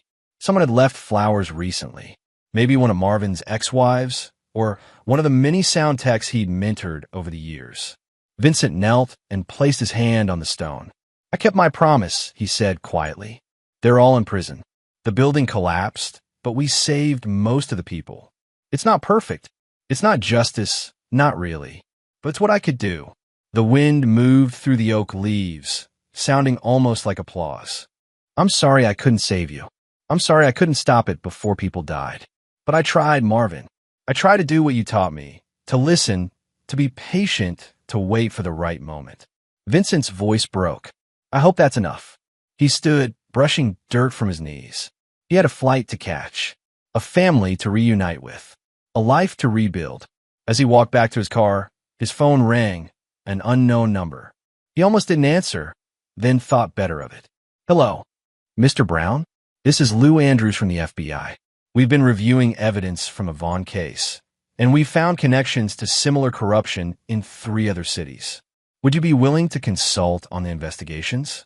Your expertise in audio forensics and evidence gathering would be invaluable." Vincent stopped walking. 6 years of hiding, 8 months of trial, and now they wanted him to do it again? Hunt more corrupt officials, expose more crimes?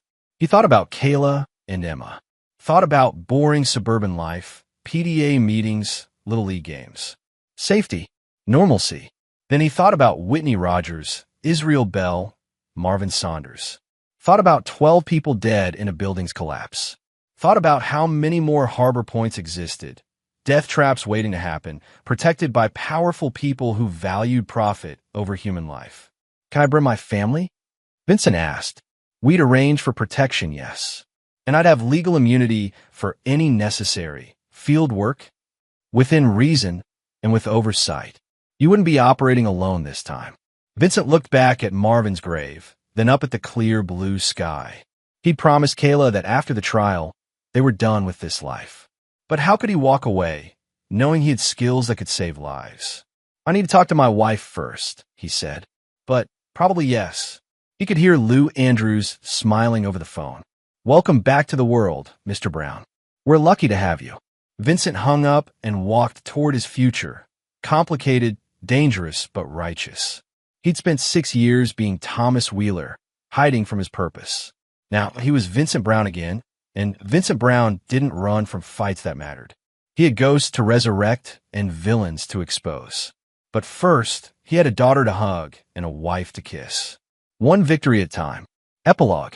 2 years later, Vincent sat in a coffee shop in Portland, Oregon, watching another corrupt city councilman through a window across the street. This one had approved unsafe housing projects. This one had taken bribes from developers. This one thought he was untouchable. Vincent adjusted his wireless microphone and smiled. They always thought they were untouchable. His phone showed a photo of Emma and Kayla at her dance recital, both beaming at the camera. His family, his anchor, his reason to keep fighting, to make the world safer one case at a time. Beside him sat his new partner, a young FBI agent named Manuel Burton, eager and idealistic in equal measure. Targets heading into the restaurant for his meeting, Burton said. All microphones active. Good. Remember, we just listened today.